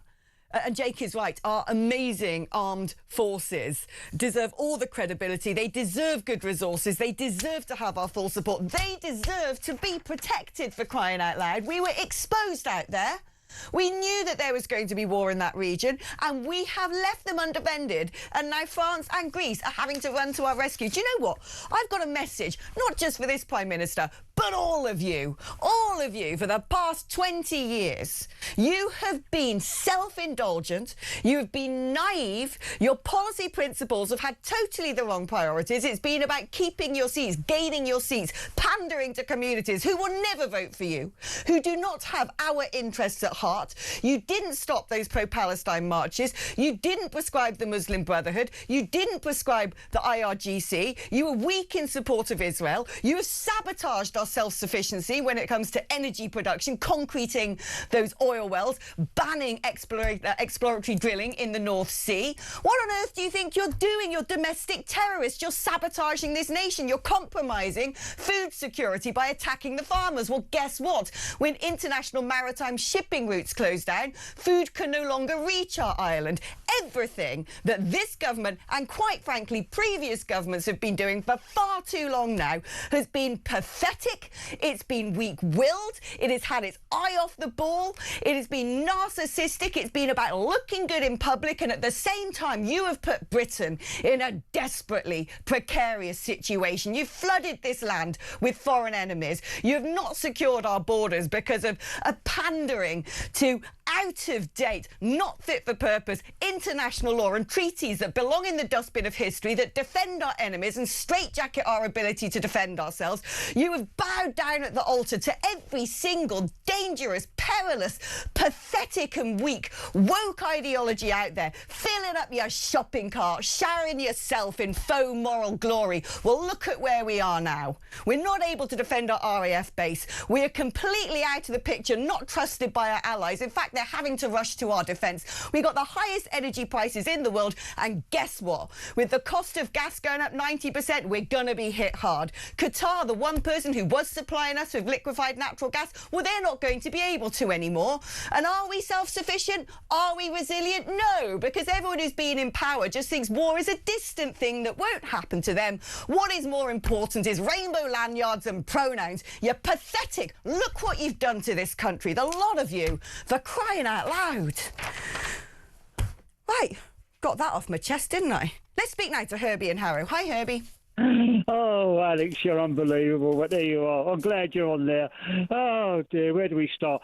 Alex, I want to thank Ed Miliband and Sir Keir Starmer for making my life a complete and utter misery now. We're going to be paying through the nose for everything, absolutely everything. And we've got oil and gas under our feet, and we can't even use it or do it. Unbelievable. Unbelievable. It's disgusting. Honestly, we've had clowns running this country. We've got people who don't get the first thing about politics or geopolitics. You know, people always bang on, we need businessmen and women, we need this. No, we just need people who've got a blimmin' clue how the world works, who've got moral conviction, a spine, an ideology, and are prepared to stand up for this nation, not stand up for whatever little faddish, stupid little... Yeah, I don't care about what it is in the world of woke off the conveyor belt of disaster comes hurtling over the horizon next. They eat it all up like greedy addicts, and they don't focus on the stuff we need to be doing. We can't defend ourselves, for crying out loud. I'm appalled. Alex, it's just unbelievable. Where is this country going to go? You know, this government's got to go. They are going to make our life a misery. I don't think people realise how much it's going to hit them. Everything that we're now going to buy, it's come by road, is going to cost us an absolute fortune. Gas go buying up by 50, or you said 90%. Unbelievable. We won't be able to do absolutely anything. We're going to be much, much poorer within the next few weeks, and it's going to be a strain and a struggle. Do you know what? No one ever can predict when a war is coming. We haven't got a little notification going, oh, do you know what? On, June the 13th, there's going to be a big war, so you better make sure you've got weapons and stockpiles of food and preparedness for whatever it may be. No, no one knows. What happens with war is it sneaks up on you, and you better blimmin' be ready for it, and we're not. And that is terrifying. Herbie, thank you ever so much. The brilliant Herbie in Harrow there. Let's do a couple of messages before we take a break. Now, I just interviewed Peter Hitchens at the end of the last hour, who said, well, you know, we need to be careful before entering the zone of conflict. Well... he might give kudos to Keir Starmer for doing just that. But I think we're beginning to realise why. We're beginning to realise why, because there's nothing we can do. Starmer and Hitchens are too focused, thinking we have to send in assets, says Michael. All the US are asking for is moral support and use of our airfields, nothing more. Their Trump derangement syndrome is getting in the way. I don't actually think it's that. I think it's because they've thought, well, gosh, if we get involved and we're stuck, we can't do anything. That's becoming screamingly obvious, which is terrifying. Hi, Alex. I like and often agree with Peter Hitchens, but we are and have been for a few years at war with both Iran and Russia. Quite frankly, we have been tied up in all sorts of grey zone warfare. They have both assassinated people in the UK, admittedly by different methods, poison, radioactive material for Russia, knives or bombs, the proxies of Iran. We need to fight these people, says Adrian in Woking. And that, Adrian, I think is the problem. We do need to fight them, and we need to be ready to defend ourselves. But guess what? We can't.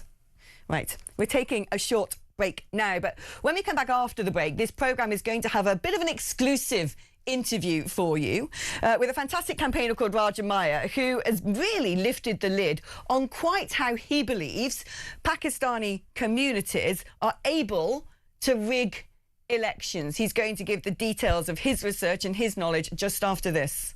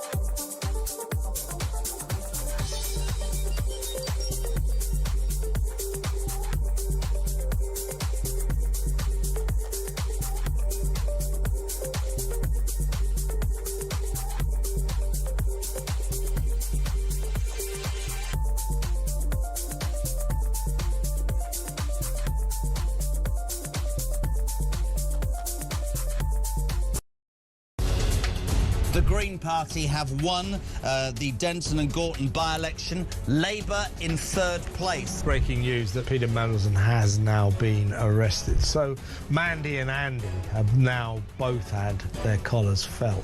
What would Andrew Loney tell them to do? To come clean, be honest. And if Charles is complicit in this cover-up, which I believe he is, then I think he has to fall on his sword. When you define sex, what your gender or sex, what you mean is biological sex, and that's a man or woman, what you are physically, not what you think you are on a Wednesday afternoon. Across the UK, on DAB+, on your smart speaker, on your smart TV, and on your side. This is Talk.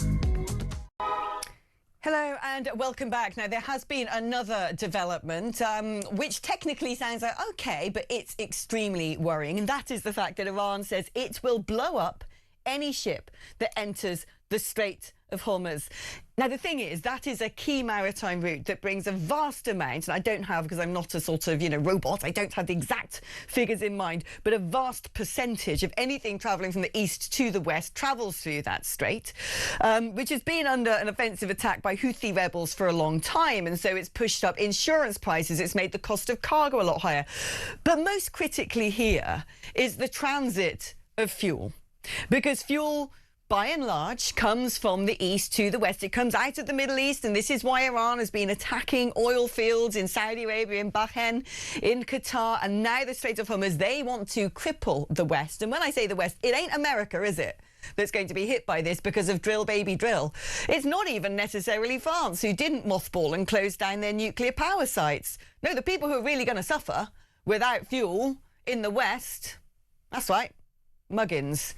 So if I were you, it's getting a bit warm right there, I'd turn off that central heating, my friend. Seriously, I'd turn that thing off. Get some jumpers on, because it ain't looking good. We've got the spring budget coming up later, and I think the top question to Rachel Reeves should be, what are you going to do about it? Because fuel costs are about to absolutely spiral. And where's that blimmin' Ed Miliband? Where are you? Anyway, let's get on with a different story now. I'm joined by Raja Mir, who's an activist and a campaigner, because he's got a brilliant Substack, and I was reading it the other day about Muslim voting in the wake of the Gorton and Denton by-election. And looking at the Green vote, looking at the Muslim bloc vote, but also this accusation of family voting, which to me sounds a bit like frog marching your relatives down to the polling booth and standing there with them and saying, put the cross in that box. And my understanding is this has had to be the approach this time, an above the water level approach to trying to ensure that the Muslim vote has the most sway, because normally the postal vote tends to serve as that function. But the by-election was called so quickly that that device couldn't necessarily be used. But Raja, you actually know a lot more about this than I do.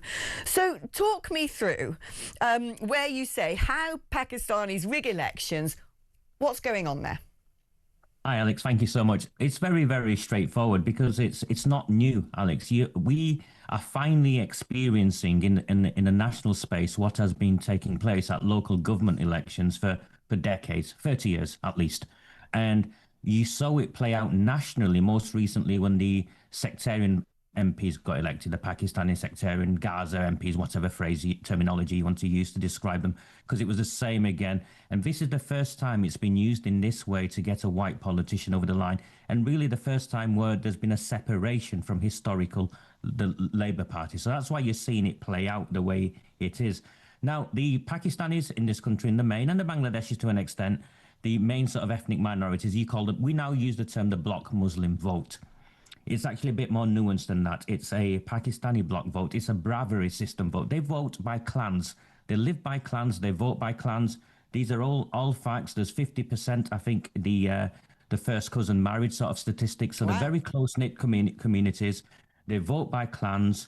And these clan leaders, you are familiar with the phrase community leader. It's been well used in this country for a long time. The police use it. The councils use it. The media use it. Who do you think these community leaders are, Alex? They are the leaders of the clans. They are the leaders of the Bravery system. It's operated in plain sight for decades in this country. We've allowed it to do so, and the consequences are this. They decide who stands in the elections. They decide. How do they do that? Is this in terms of locally? They will put forward a candidate and say it has to be this person, or we're not going to back them. It's similar to that. You saw Rachel Reeves yesterday. That was basically a Bravery guy. What was he called? Arshad Katana. You know, the lad yesterday that Robert Jenrick exposed. Essentially a Bravery leader.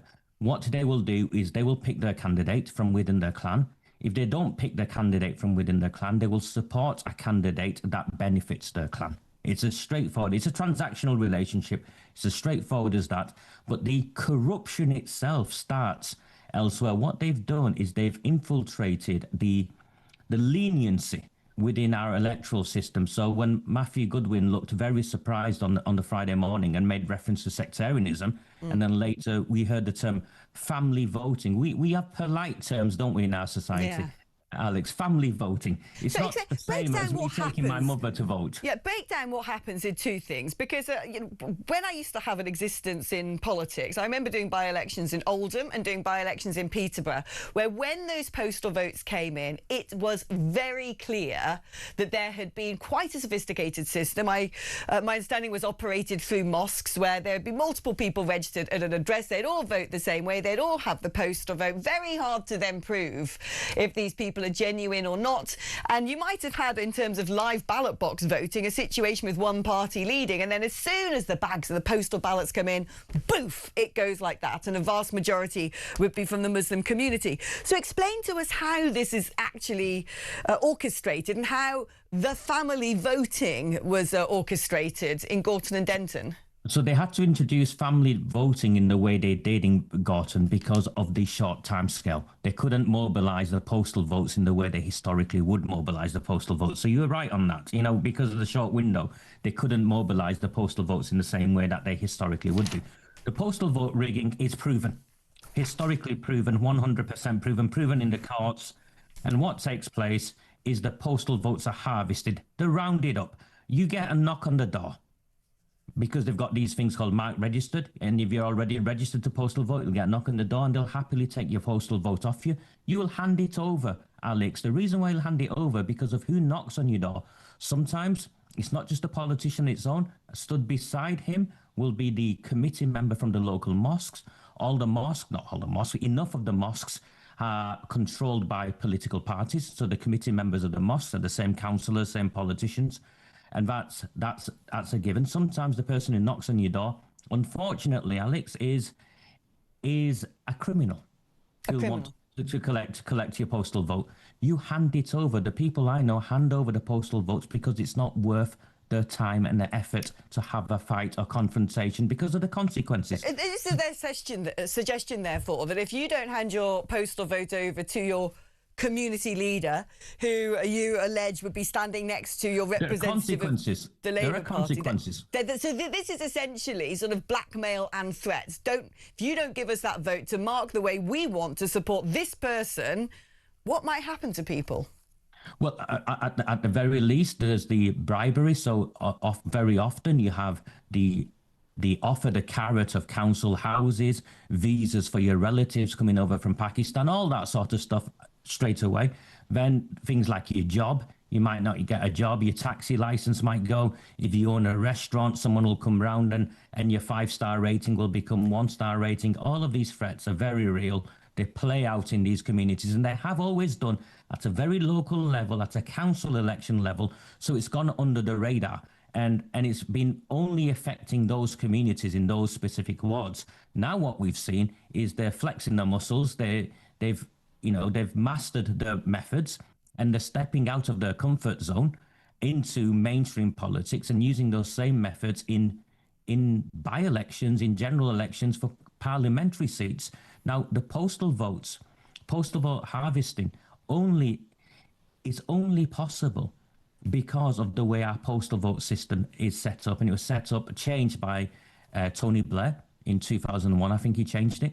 And it was like postal vote on demand. It will widen democracy. And I could show you at the next election, I could show you just how easy it is to rig a postal vote. There's 2 pieces of paper. You sign it on one. You don't put the X on the other. You hand it over to the person who knocks on the door. And then what you've also got is individuals within these communities who want pecking order within these bravery systems, within the clans, who will take 100 postal votes, 200 postal votes to the leaders and say, here you go, this is my, here's my contribution to the cause. Wow. So postal vote rigging is very real. It's endemic within these communities. And I'm genuinely relieved that Reform experienced it firsthand in a by-election. They saw it for themselves, Alex. Yeah. And we are not the conspiracy theorists that we've been made out to be. And you can see it now. Yeah. It's why I wanted you on, because like I said, back in my sort of days of UKIP 1.0 as Farage's assistant, I saw it myself. Like I said, I saw it in the Peterborough by-election. I saw it in the Oldham by-election. In fact, there was someone at the Peterborough by-election at the count for the Labour Party who had been imprisoned for this stuff. So make of that what you will. But what you're saying... You came to Oldham. You came to Oldham at the Oldham by-election. The newspapers ran the day after a story that the local mosque was involved. Right. The local mosque was involved, and there was 100% surge in postal votes in one area. That local mosque is my mosque. It's run by the Labour Party. It is run, the chairman of the mosque is the brother of the deputy leader of the council. They are doing this in open, Alex. They're not even worried about any of this anymore. They're doing this in plain sight, and we haven't got the courage to challenge them. Before I let you go, some extraordinary things have been said, which is worth recapping on. I've got one final question. So essentially, what you're saying is there is a carrot and stick approach to this, that's community leaders who are the heads of these clans are the ones responsible for garnering as many votes as possible. At a local level, they even pick the candidate they want and say, if this is not the person, you won't get our support. And then to make people vote a certain way, they're promised things, houses or, workers' visas or relatives coming over. But also there is a risk of quite serious and concerning reprisals. And back to what I wanted to ask you is, in your opinion, from what you have observed, you would potentially argue that various Labour candidates have been not just well aware of this, but know full well what is going on and have been exploiting this in order to get election victories. Not only would I say that, I would also point you in the direction of Simon Danchuk, the former Rochdale MP. He recently put a post on X where he confirms he inadvertently benefited from this arrangement. Wow. This is real. This has been going on in plain sight, and it's only now exposed the way it is, Alex, because they've cut out the middleman. They no longer need the Labour Party. They can put forward their own candidates and win elections for their own people. And this is the place where we go in. And Matthew was right when he used the term sectarian. It's terrifying. Raja, I'm going to have to say goodbye to you there, but thank you so much for coming on the programme. You're an extremely brave man. Every time Raja exposes something like this, he risks himself, his own life. Extraordinary stuff. You heard it there. And I've seen it myself. This is going on. It's been going on for a long time. It's corrupt. It's disgusting. It's anti-democratic. It's cheating. It's illegal. And if it is the case that this has been willingly exploited by people who have been sitting on those green benches for the legacy parties, wow, what a situation we're in. Before we go to break, Iran have been piping up. The Islamic Revolutionary Guard Corps has threatened to unleash a new wave of intense attacks on the United States and Israel as the conflict enters a fourth day. To quote, "The enemy must await continuous punitive attacks. The gates of hell will open more and more, moment by moment, upon the United States and Israel," a spokesman told States TV. Iran did launch a new missile attack on Israel this morning, as we saw Fleur Hassan running to the public bomb shelter. But so far, the IDF have said there are no reports of injuries. I think things are going to be hotting up significantly over the coming hours. OK, we're taking a short break now, but don't go anywhere.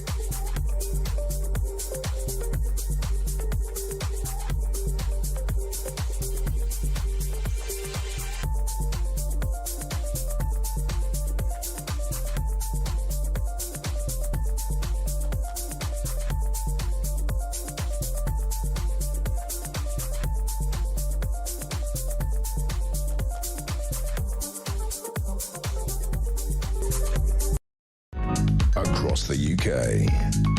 On DAB+, on your smart speaker, on your smart TV, and on your side. This is Talk.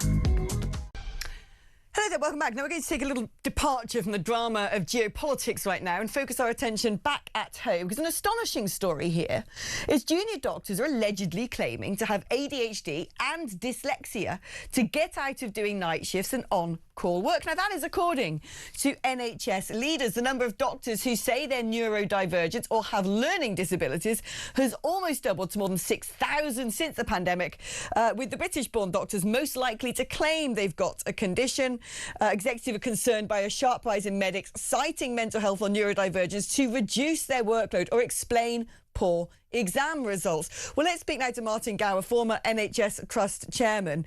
We know that this sort of goes on a lot in society. A lot of people are on welfare claims because they're saying that they are facing certain psychological issues. But what do you make of this idea that doctors saying they've got ADHD is meaning that they're not having to do night shifts or on call? I don't understand how that's calculated. No, I mean, they're now one of them. It feels like the majority of the population who've got ADHD at the moment. I mean, this is quite serious. There's quite a serious angle to this, actually, Alex, because, I mean, would you want to be treated by a doctor suffering with ADHD? Well, this is the thing. You know, I've had plenty of doctor friends in my life, and they have to pass multiple exams. They have to get very good grades at school. They're constantly tested and assessed throughout their careers to make sure that they don't pose any danger to patient safety. And so how, in retrospect, someone can then say, well, I'm different from my colleagues. I actually can't perform my duties because of something. You've got to question how they got there in the first place, then, if that's the case. Absolutely. I mean, the first point on my checklist was we need to do much, much more detailed screening when junior doctors are appointed. And I've been screening of mental health. I mean, learning disabilities are unlikely, I think, just to appear at some time during their early career. I think that they would have been known before.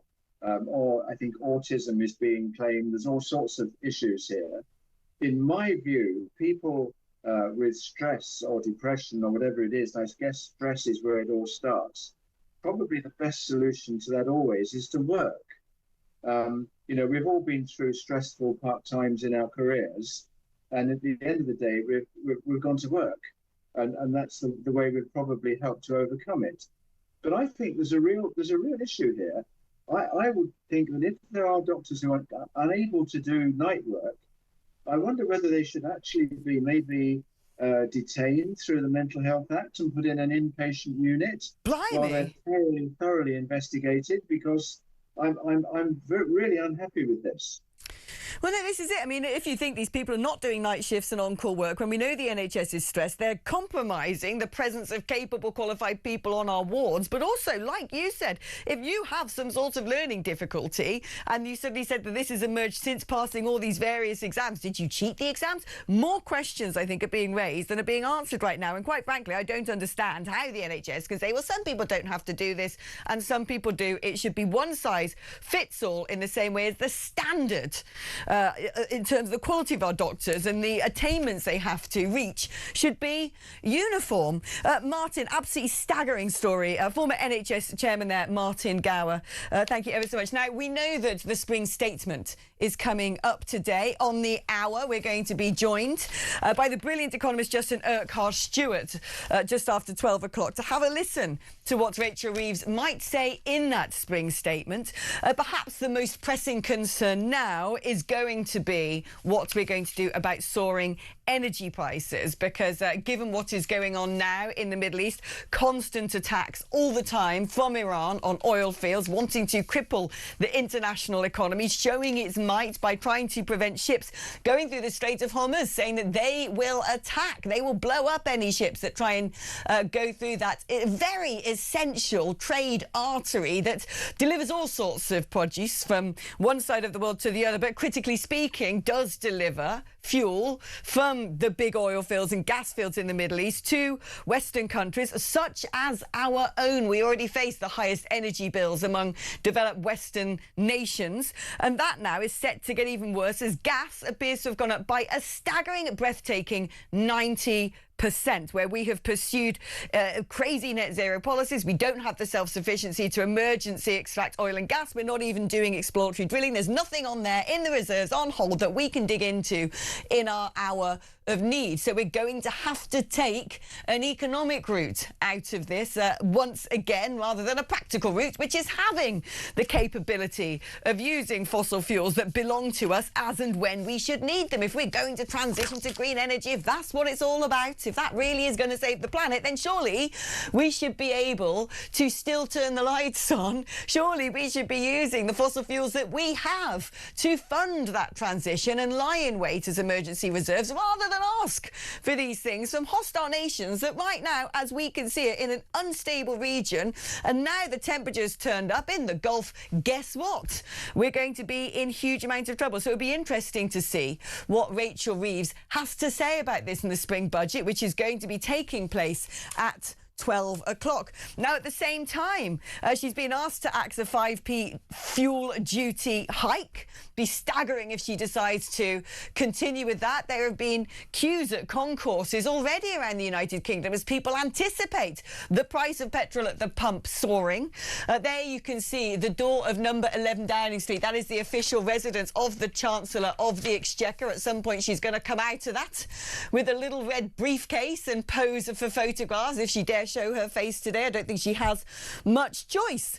Let's see what is left of that fiscal headroom if she has to bail out British people when we learn of what the new energy cap is set to be in coming weeks. At the same time, it might stick in people's craw, but MPs' pay is set to soar to £110,000. They're going to get a 5% hike due to their workload and due to increasing abuse and intimidation. Get that. Their annual salaries will then go up to £98,599 in the next financial year, way more than twice the UK average, and it'll put them on course to earn £110,000 a year by the end of the current Parliament, because this is an inflation-busting pay rise, which could well anger voters. I want to know what you think about that. Should we be paying our MPs wages commensurate with their responsibilities? No one's saying they've got an easy life. I'm pretty sure they do face all sorts of intimidation and threats. And also, yeah, guess what? You've got a bigger workload because you can't delegate responsibilities for choosing what goes on in the United Kingdom to unelected apparatchiks in Brussels anymore, can you? But that is the job. That is the name of the game. That is the salary that you expected to get when you stood for public office. Do we actually underpay MPs? There's a big debate on that one for sure. But we are continuing to look at the door of number 11. And for certain, during the spring statement, it is very clear that the biggest issue facing Rachel Reeves will be the increasing cost of energy. That's about to set to skyrocket, which impacts on almost everything in society. It impacts upon the cost of logistics. It impacts upon the cost of operations in manufacturing, of food storage. It creates inflation across the board when the basic rate of fuel goes up. And like I said earlier, we know that gas has gone up by 90%. Qatar has turned around and said they're not going to be producing liquefied natural gas anymore. Their gas fields have been targeted by Iran. And what we're hearing from Iran is things are going to intensify. There is no way they're backing down. In fact, Iran's drone mothership is going to be used to launch attacks. Well, that's now actually thankfully been obliterated in a US strike. So some progress there. It is good to see. The Shahid Bagheri, which is operated by the Iranian Navy, was Iran's largest warship. It's now been taken out by the US. It was being used by the Islamic Republic as a main launch pad for drone attacks against American bases. So as I'm giving you these blow-by-blow breaking news updates, I think we can chalk that one up as a win for the West. US Central Command has also rebuked Iranian leadership for falsely claiming it had sunk an American aircraft carrier in the Gulf. In a statement on X, the US Central Command said the Iranian regime's false messaging machine continues to claim that it has sunk a US aircraft carrier. The only carrier that has been hit is the Shahid Bagheri, an Iranian drone character carrier. So there you go, a little bit of good news. I'll be giving you the blow-by-blow account of what is going on in the region, and of course, as we are fighting to protect, we're not fighting to protect RAF Akrotiri, the French and the Greeks are, as our own HMS Duncan warship trundles out of Portsmouth in that direction. It'll take a week to get there. Tell you what, a lot can happen in a week. As we stay focused on the door of number 11 Downing Street, the official residence of the Chancellor of Exchequer, as we expect her to do a photo call with her red briefcase before making that journey to Parliament to address the Commons in the spring statement. Let's have a chat now with Andrew, who's in Hertfordshire. How are you doing, Andrew? Really good, cracking show. Alex, look, I think Trump has played Starmer really well. If you remember, Trump addressed NATO and he said, I don't believe if we ask for help, you'd help us. And it transpires that he's correct. He asked a member of NATO, us, the UK, for help, and we turned him down. And so the royal visit will go. Trump loves the royals. That will go and happen. And then in May, it's the elections, and Trump will eviscerate Starmer in the run-up to those. What do you think the reason is that Starmer hasn't worked with America? I mean, I get the impression America didn't even properly brief him. I don't think they trust him. I don't think they like him. I think they consider our government rather compromised, particularly in the light of the revelations over Diego Garcia. And then I think after being excluded, Starmer's turned around and said, well, you can't use those bases. But is it out of weakness? Is it because he doesn't like Donald Trump? Is it because of woke ideology and being, I suppose, sort of tacitly complicit with what goes on in Iran, because there are so many members of the Muslim community here who might support that regime? Or is it because, as we're beginning to observe, we just don't have the capabilities to not just defend our island, but to defend our own military bases? The reason that he is in this position is that he lets the process do the thinking for him. He's a lawyer. He gets a case, someone researches it, he walks into a room, he tells his version of it, he walks out, has a glass of claret with his friend Lord Hermer. I'm going to have to say goodbye to you, Andrew. We've got to dash to an advertisement, but don't go anywhere, folks. So we're living on the edge here. I'll see you on the other side.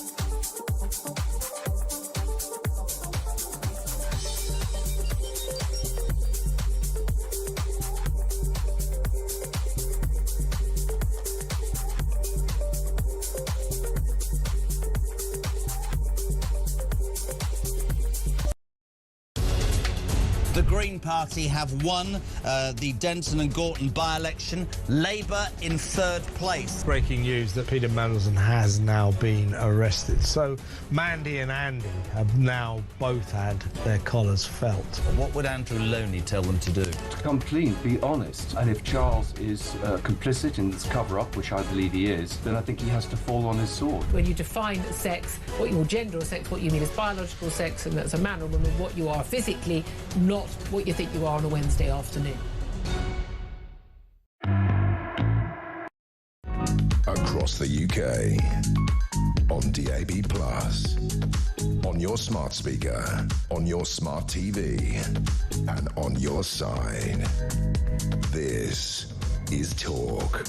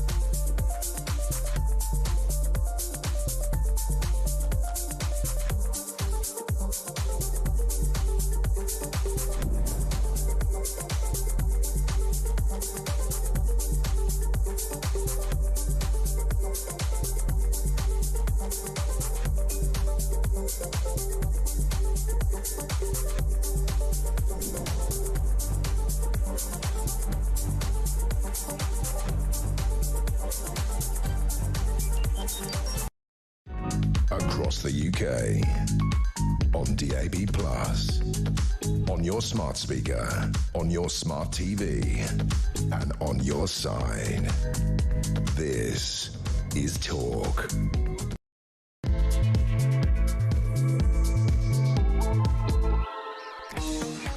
Welcome back to the show. Wow, it's been a dramatic 2 hours and my eyes are just glued to all the screens surrounding me as there are developments in the Middle East, but there are going to be developments back at home in the United Kingdom, because while we were on our little break, Rachel Reeves has departed the door of number 11 Downing Street, looking quite dapper in a powder blue, well-fitted tailored suit, making her way over to the House of Commons, where she is going to address Parliament with the spring statement. And I'm pretty sure when she was drawing up what was going to be in that statement, when she was using her abacus to tally up the incomings and outgoings of the UK Treasury, she may not have anticipated that war would be in the Middle East, that the Strait of Hormuz would be shut, that gas would go up by 90%, given the attacks on oil fields and gas fields and the closure of some of those vital maritime routes. She finds herself now in an urgent situation, in a very dangerous, perilous international economic context. So it would be interesting to see how she has been able to adapt her lines, if she's had to go back to the drawing board to meet with her partners in the Treasury to say, my goodness, we might have to use some of that fiscal headroom I stored up to bail out businesses, to bail out individuals as energy prices could soar. I am joined in the studio by the brilliant economist, Justin Urquhart-Stewart, catless because he's had to transit himself to London for the job. Although, Justin, I would say that I would rather like it. Do your cats travel well? Yeah, they do. When they're suitably persuaded, that's fine. Not sure up to the underground yet, but no, they quite like it. Oh, do you know what? I would personally pay for the black cab to bring them here and have them as emotional support animals in the studio. They're because very I good think, at economics. are they good? I bet they are. We actually understand what's the price of your cat food today and how much it's gone up by. And mind you, I end up eating it, and they get the decent food. You eat the cat food? No, I don't. I was going to say. I wouldn't be surprised if you did feed your cats on sort of filet mignon caviar. Oh, well, good heavens! If you could put anything decent down there, like some salmon I had on the weekend, will they touch that? No, not at all. Oh, God, I know. My cat is so fussy. It's like, what, you just want to eat that dead thing on the floor and those dried up biscuits. What about this succulent fresh chicken? No thanks. Weird creatures. Talking about weird creatures, see what I did there? Our Chancellor has just left to go to the Commons. She'll be addressing them at 12:30.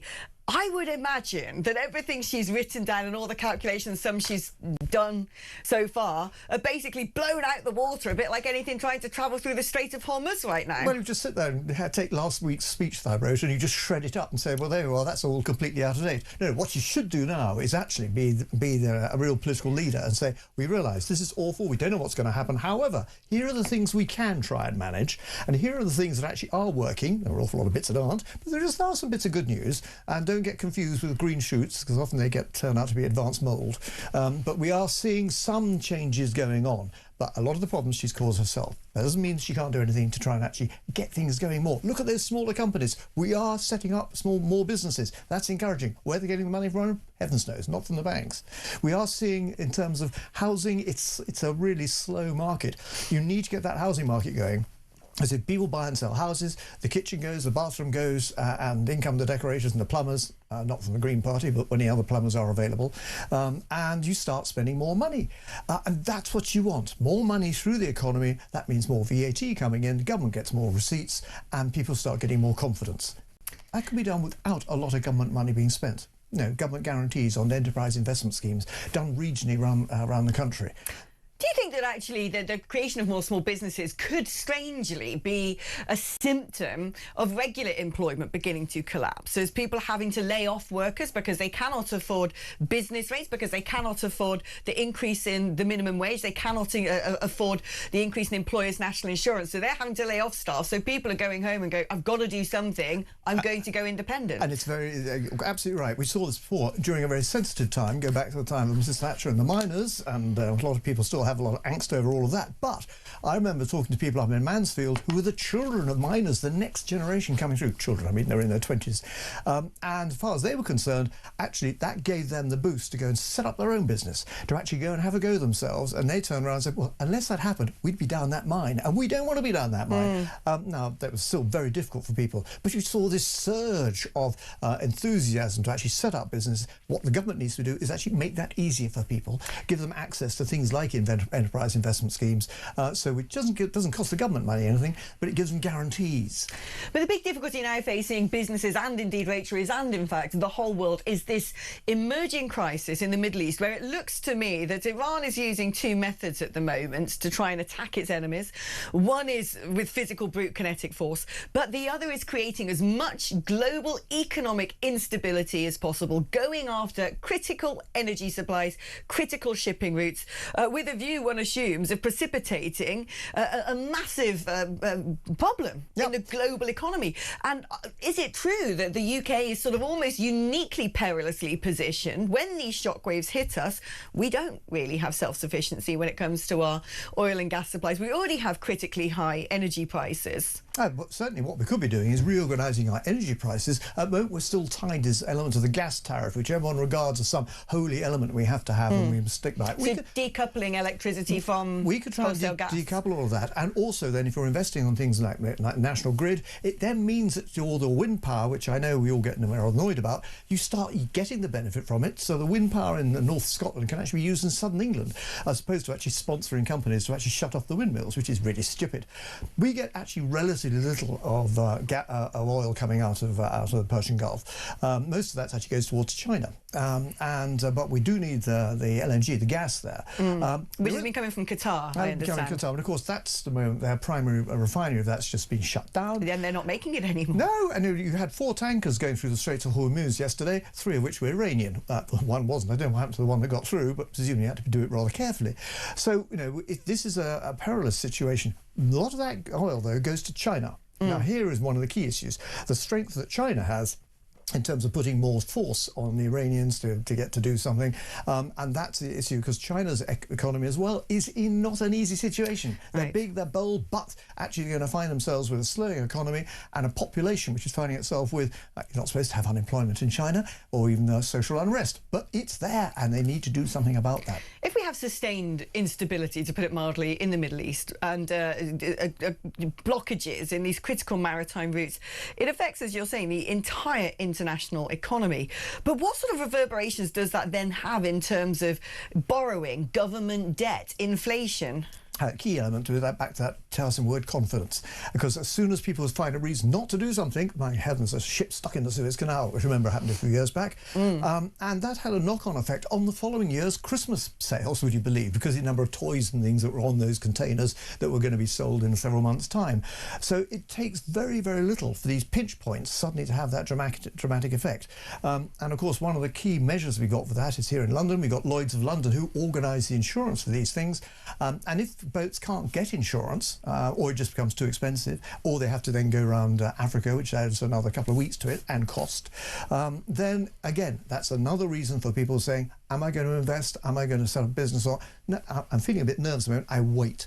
So what all governments need to do is to actually say, right, okay, we've got to try and sort out that at least. There's not much we can do directly to it, but domestically, you could start encouraging more things going. And there are some elements of change beginning to occur in the UK economy, but you need to, it's a bit like starting a bonfire, you need to nurture the flame and encourage people to say, look, it's hot here. But I mean, my concern, in fact, is that everything going on could actually lead to a global economic event. And so whatever we might be nurturing could easily be stamped out. But what is our exposure to those shockwaves? If we do see a prolonged conflict in the Middle East where everybody's energy supplies are curtailed, so that naturally pushes the prices of energy up for everybody, and where we do see economies, big economies, which are sort of almost linchpins in the global landscape, such as China, beginning to falter because they're so dependent on Iran to supply their manufacturing. We understand now that, you know, our debt to GDP ratio is higher than it's been for, well, I don't know, you all know this historically, but a long time. That government gilts, borrowing costs, all of these things are becoming a lot more ominous. But there are some brave things you could try and do with this and try and challenge the status quo. Take, for example, around about 20% of our government debt is owned by the government. Because we had this thing called quantitative easing, where we produced money, issued debt, and then effectively bought that debt. It sounds, people don't believe it when you actually talk it through with them. So in theory, actually, we own the asset and we actually have the debt. So either side of the balance sheet could be crossed off. It's not as simple as that. What would happen if you did that, though? Because I've heard people discussing this before, sort of saying, you know, left hand's given to right hand, so can't they just go woo when it's all solved? But would that not prevent people wanting to do business with Britain? You're quite Is it sort of people would start distrusting you and saying, junk car credit rating or something? Exactly, you're just playing with your debt the entire time. What it does mean, though, is you could do this over time and actually get that reduced. And again, she's after headroom. That's one of the areas you would find a little bit more headroom, and so give it some imagination there. So start challenging some of the norms on this. We can get access to money. But to answer your question, what happens if we have this big global issue? Well, just go back a few years to what happened with Ukraine, and we saw what happened to the prices there, which reverberated straight, obviously gas and fuel straight away, but around all other areas such as food and things, and that frightened people a lot. And we're still living with a bit. It was beginning to improve a bit, and now it's going to go back quite a lot. So you're going to need some imagination here to actually sit there and say, right, how do we manage our way through it? Change some of these pricing structures. Actually sit there and say, look, net zero, for heaven's sake, look, this is why be a martyr to the rest of the world? Actually, we do have oil and gas, which is accessible to us. We can improve access to these sort of things. We can't make a whole thing free, but we can actually try and spread that cost out over time so that the consumer doesn't have to face the worst of it. This is a swing statement. It isn't the annual budget, but would you anticipate, given the context of things going on, that Rachel Reeves, not much has been pre-briefed actually on this, so we don't really know what we were going to be presented with. Before the previous budget, there was weeks of sort of supposing and assuming what she could do, what she should do, and she herself, the department, as we remember, were briefing out how critical the situation situation was how bad the economy was, which was scaring off investment. Flying kites or maybe just throwing drones. And in that age, we all got very confused, actually, what was actually going on, which, again, worked against it. Traditionally, you try and put out a story saying, we're thinking about this, just to get what the reaction was like. What actually happened with all of that, briefing everybody with all these different stories just meant they lost confidence in what the Chancellor and what the Treasury was doing. They need to keep it really, if they want to find out information, they can do so. They don't need to put this in the popular press to be able to try and get that out. So a bit more intelligence here. Go back to the basics of how you run an economy, and it really is going back to the roots, getting sure that individuals have confidence in their primary asset, probably their house or their flat, and the ability to be able to do so, be able to pay the mortgage on all of that, and being able to, well, if I haven't got a job, what's the chance of me actually getting to go with my girls and chums to be able to sit there and say, we can actually start a business, and here is the funding structure behind it. So, and bear in mind, we also have some areas where we are very good. We are really good at tech. All those tech hubs around the country, whether it's Silicon Roundabout, Silicon Fen, Glen, all those different bits. And what they are is little groups of high-tech companies, and they breed. Unfortunately, what happens is the Americans say, that's jolly good. I tell you what, why don't you come over to California? We won't tax you as much, and you've got sunshine. But, I mean, the spring statement sort of often acts a bit more like a sort of quarterly AGM, a sort of health check of how are things going since the autumn budget, what sort of tweaks are going to be made, is there a change of direction in travel?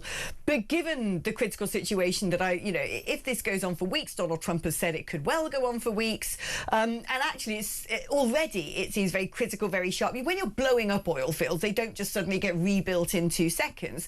So I think we can ascertain that the side effects of this war in the Middle East could actually be worse than Russia and Ukraine. Will we see her having to make some big announcements, or say we're going to have to come back to you with big announcements? Well, certainly you're going to have to come back with some big announcements. You probably can't do them today because you can't see through the fog of war at the moment. There's another issue to look at here as well. Prime Minister Carney of Canada, not the first chap to come to mind when you think about the Governor of the Bank of England, of course. And there he was, when he was being torn off a strip by the President of the States about tariffs and things like that, and he didn't react by having a hissy fit. He just went back and took some of the old trade routes which were embedded in terms of manufacturing of cars. Apparently the cars in North America will have to cross that border into Canada back 7 times to complete a car. Not because it's sharing out with Canada, because these were really efficient ways of making things. Right, the supply chains were sort of extremely convoluted. And also with agriculture, America is very dependent upon the wheat and other areas, canola, coming from the south. And when he started saying, we're going to put tariffs on this, Carney didn't actually respond to it. He said, right, we reached more agreements with the EU and with China, and those old trade routes, which have been designed and built to be efficient, have now gone. So he had insulated himself against Trump's, let's say, mercurial decision-making when it comes to his tariff games. But that's going to affect us as well, because those old trade routes gone, you can't put them back too quickly. And then what does America do to try and actually put things back as they were? Reverse it all? You can't reverse that very easily. It takes time. So add that to the wars going on, add that to the lack of confidence. I'm afraid with the combination of a slowing economy and more inflation coming through, that awful word of stagflation, not inflatable dear, but actually stagflation, which is very difficult to get rid of. A combination of that stagnating economy and inflation. So what you can do with that is put your fire under the growth bit. We know how that's done with smaller businesses. I know people saying, I don't know how to start all of this. We've done it before. We know where to go. It's just that, unfortunately, this government and this group in the Treasury don't have the experience. How many times have they woken up at 3 o'clock in the morning when you're running a small business, wondering if you've still got one? Oh, I'm sure it's been on Rachel Reeves' CV at some point. Right, let's take a short break now, but don't go anywhere, because Justin and I are going to be back to talk you through anticipated economic announcements as the Chancellor is set to make her spring statement in front of the Commons in the Palace of Westminster at 12:30. We, of course, will be taking that live. We're going to talk you through the lot of it just after this.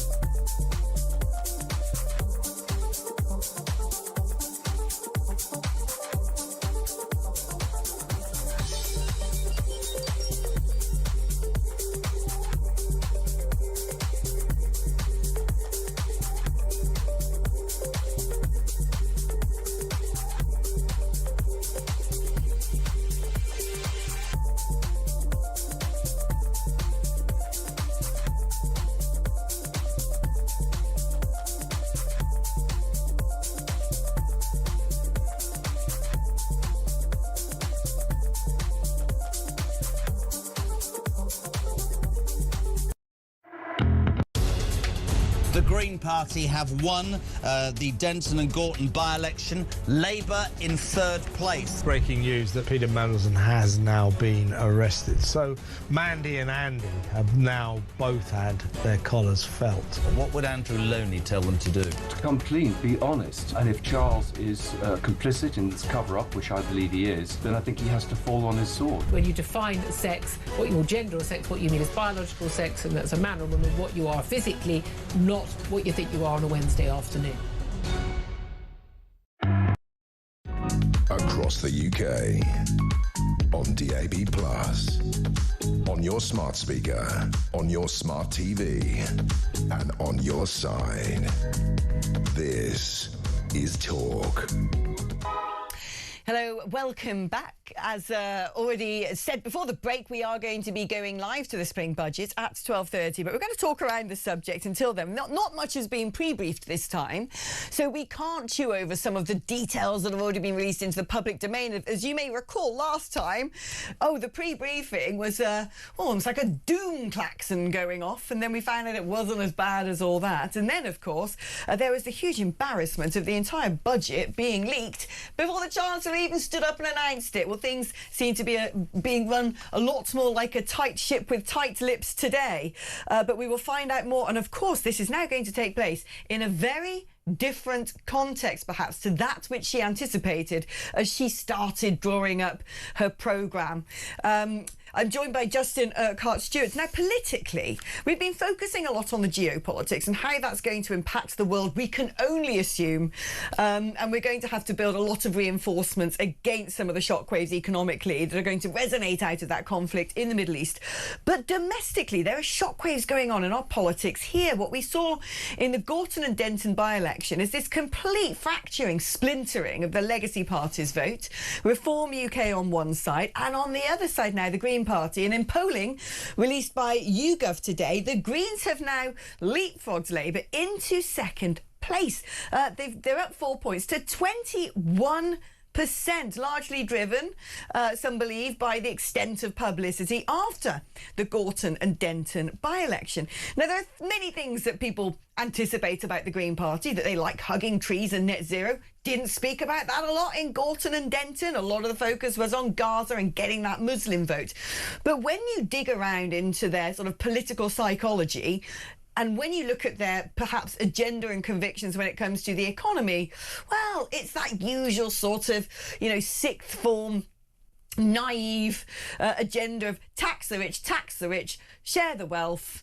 But let's talk about that, because they're in a position now where they could become a big deciding force in politics. If Labour is spooked about that, it might draw Labour even further to the left. What would be the economic implications? Well, very significant. Now, we saw with our current government the lack of technical experience in economics and running a business. Now, take the Green Party. Now, you can double that lack of experience. Maybe you can double that.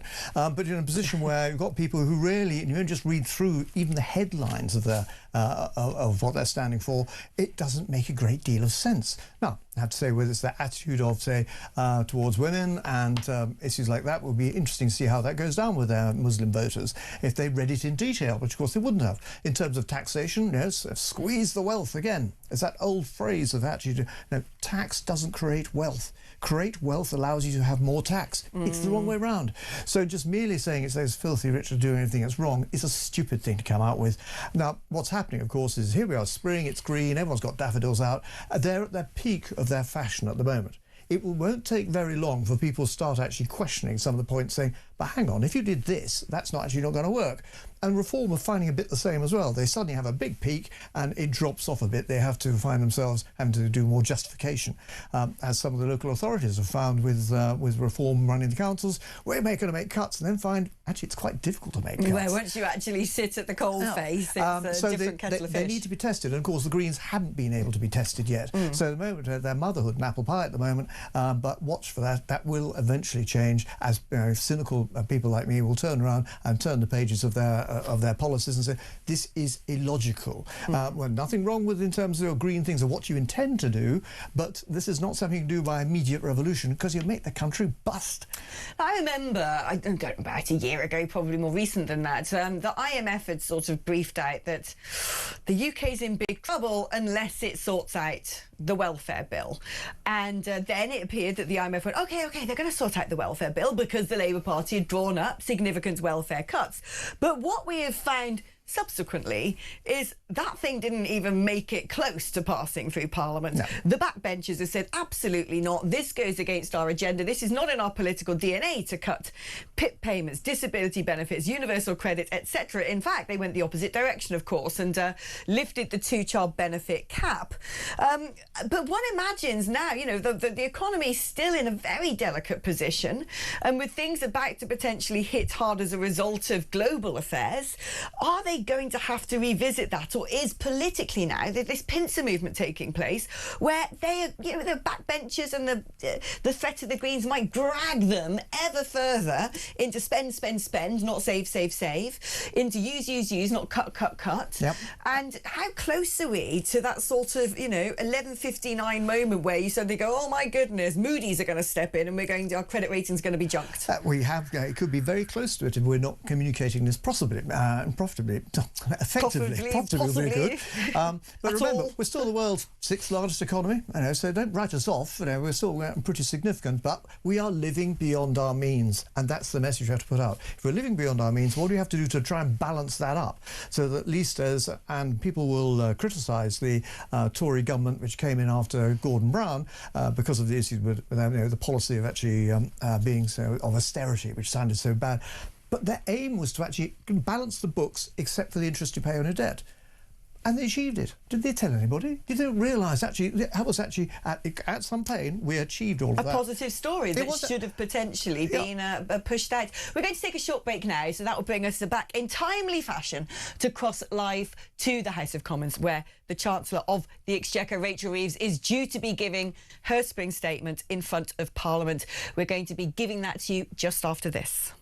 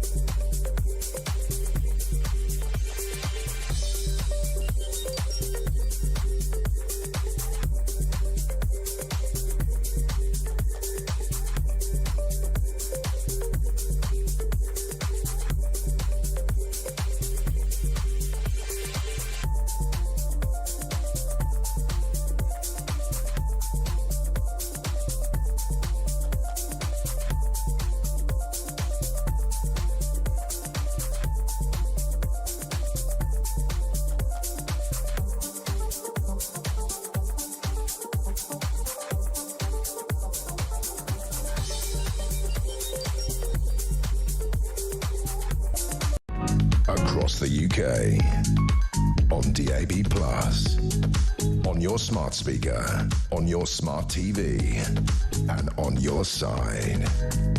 This is Talk. Hello and welcome back. Now, the hour, which is in just over 30 seconds' time, Rachel Reeves is due to take to the floor of the House of Commons and deliver her spring statement to Parliament. Justin Urquhart-Stewart, the excellent erudite economist, joins me now.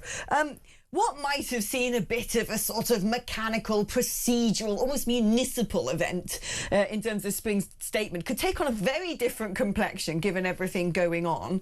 But are we going to expect that today? Is it a little bit too close to the bone for her to have made any radical new decisions? If you've got any sense, don't make radical decisions now, because you don't know what's going to happen next outside this country, which will impact on us. Much better that she actually points the figures. She can actually say this is what been produced, and things like PMI, purchasing managers indicators, which can give actual facts then saying, yes, things are beginning to move ahead. Yes, there are issues over unemployment, very serious ones.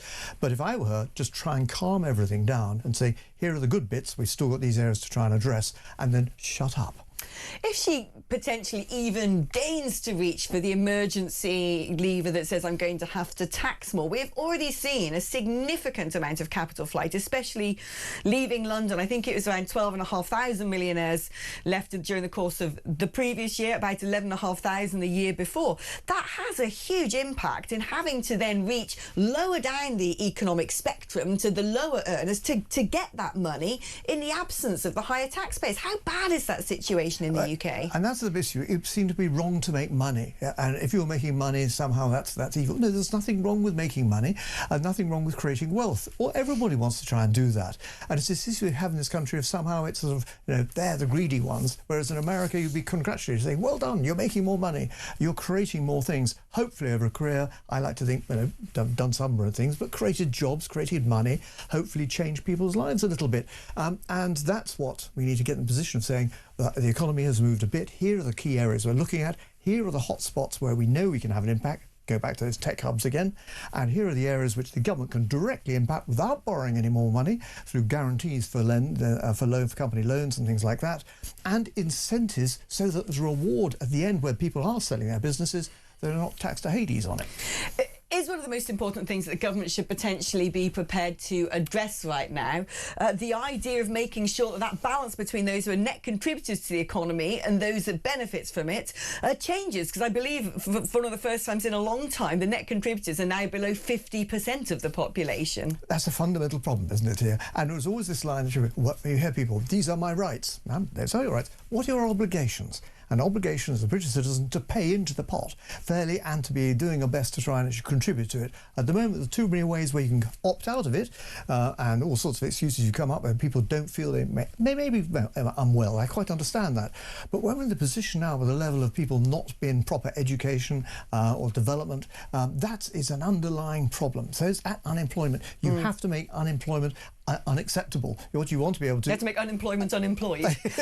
Try and encourage people, reward them for being back into work again. I know governments have tried to do it before. They've never really come out with a straightforward system whereby this is what you're going to be entitled to, but it gets capped because we can't go beyond that. And reward those people who are then into work by making sure that they do actually see some tangible benefit. The problem at the moment, we've got government saying we're going to raise the minimum wage, which, by the way, of course, the government doesn't pay, it's the companies that pay that. Right, exactly. And all you end up doing is actually then people now in a position where they're going to be paying more tax because they've adjusted the bands or frozen the bands, so you've got more poorer people paying tax. What? This is illogical.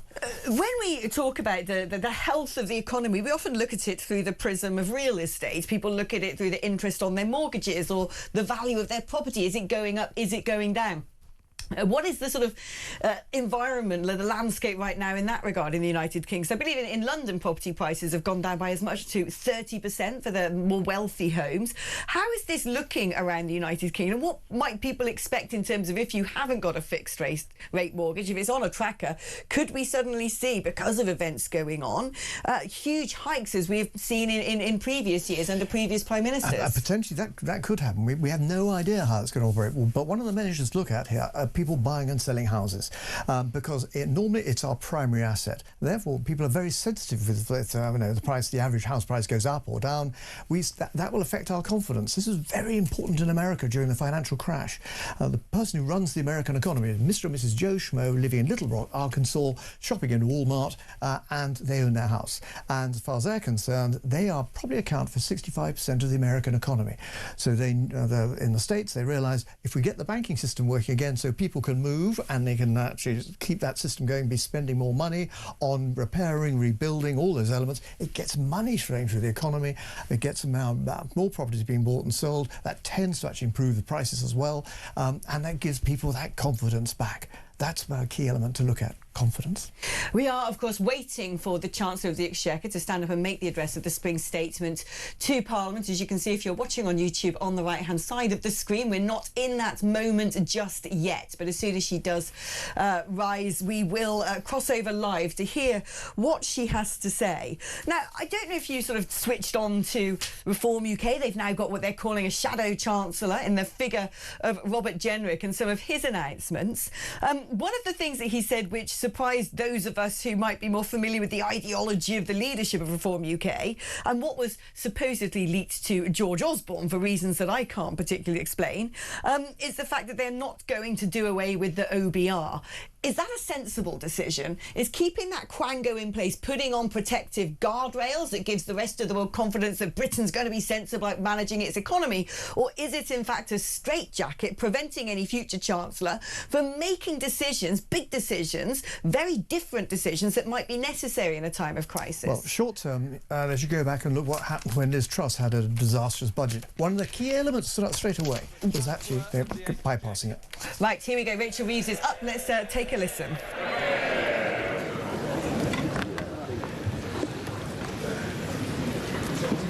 Mr. Speaker, this government has the right economic plan for our country. A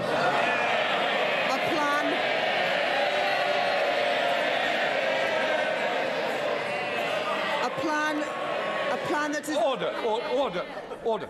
Sorry. Look, both sides, if you're not interested, please, you don't have to stay in the chamber. I'm interested, my constituents are interested, and your constituents as well, Chancellor. A plan that is even more important in a world that in the last few days has become yet more uncertain. With unfolding conflict in Iran and the Middle East, it is incumbent on me and on this government to chart a course through that uncertainty, to secure our economy against shocks and protect families from the turbulence that we see beyond our borders. I want to express my gratitude to members of our armed forces as they serve across the globe to protect our country. And I want to reassure this House that I am in regular contact with the Governor of the Bank of England, with my international counterparts and with key affected industries, including our maritime sector. And tomorrow I will meet with our North Sea industry leaders to discuss the implications that they face and work with them to manage this uncertain period.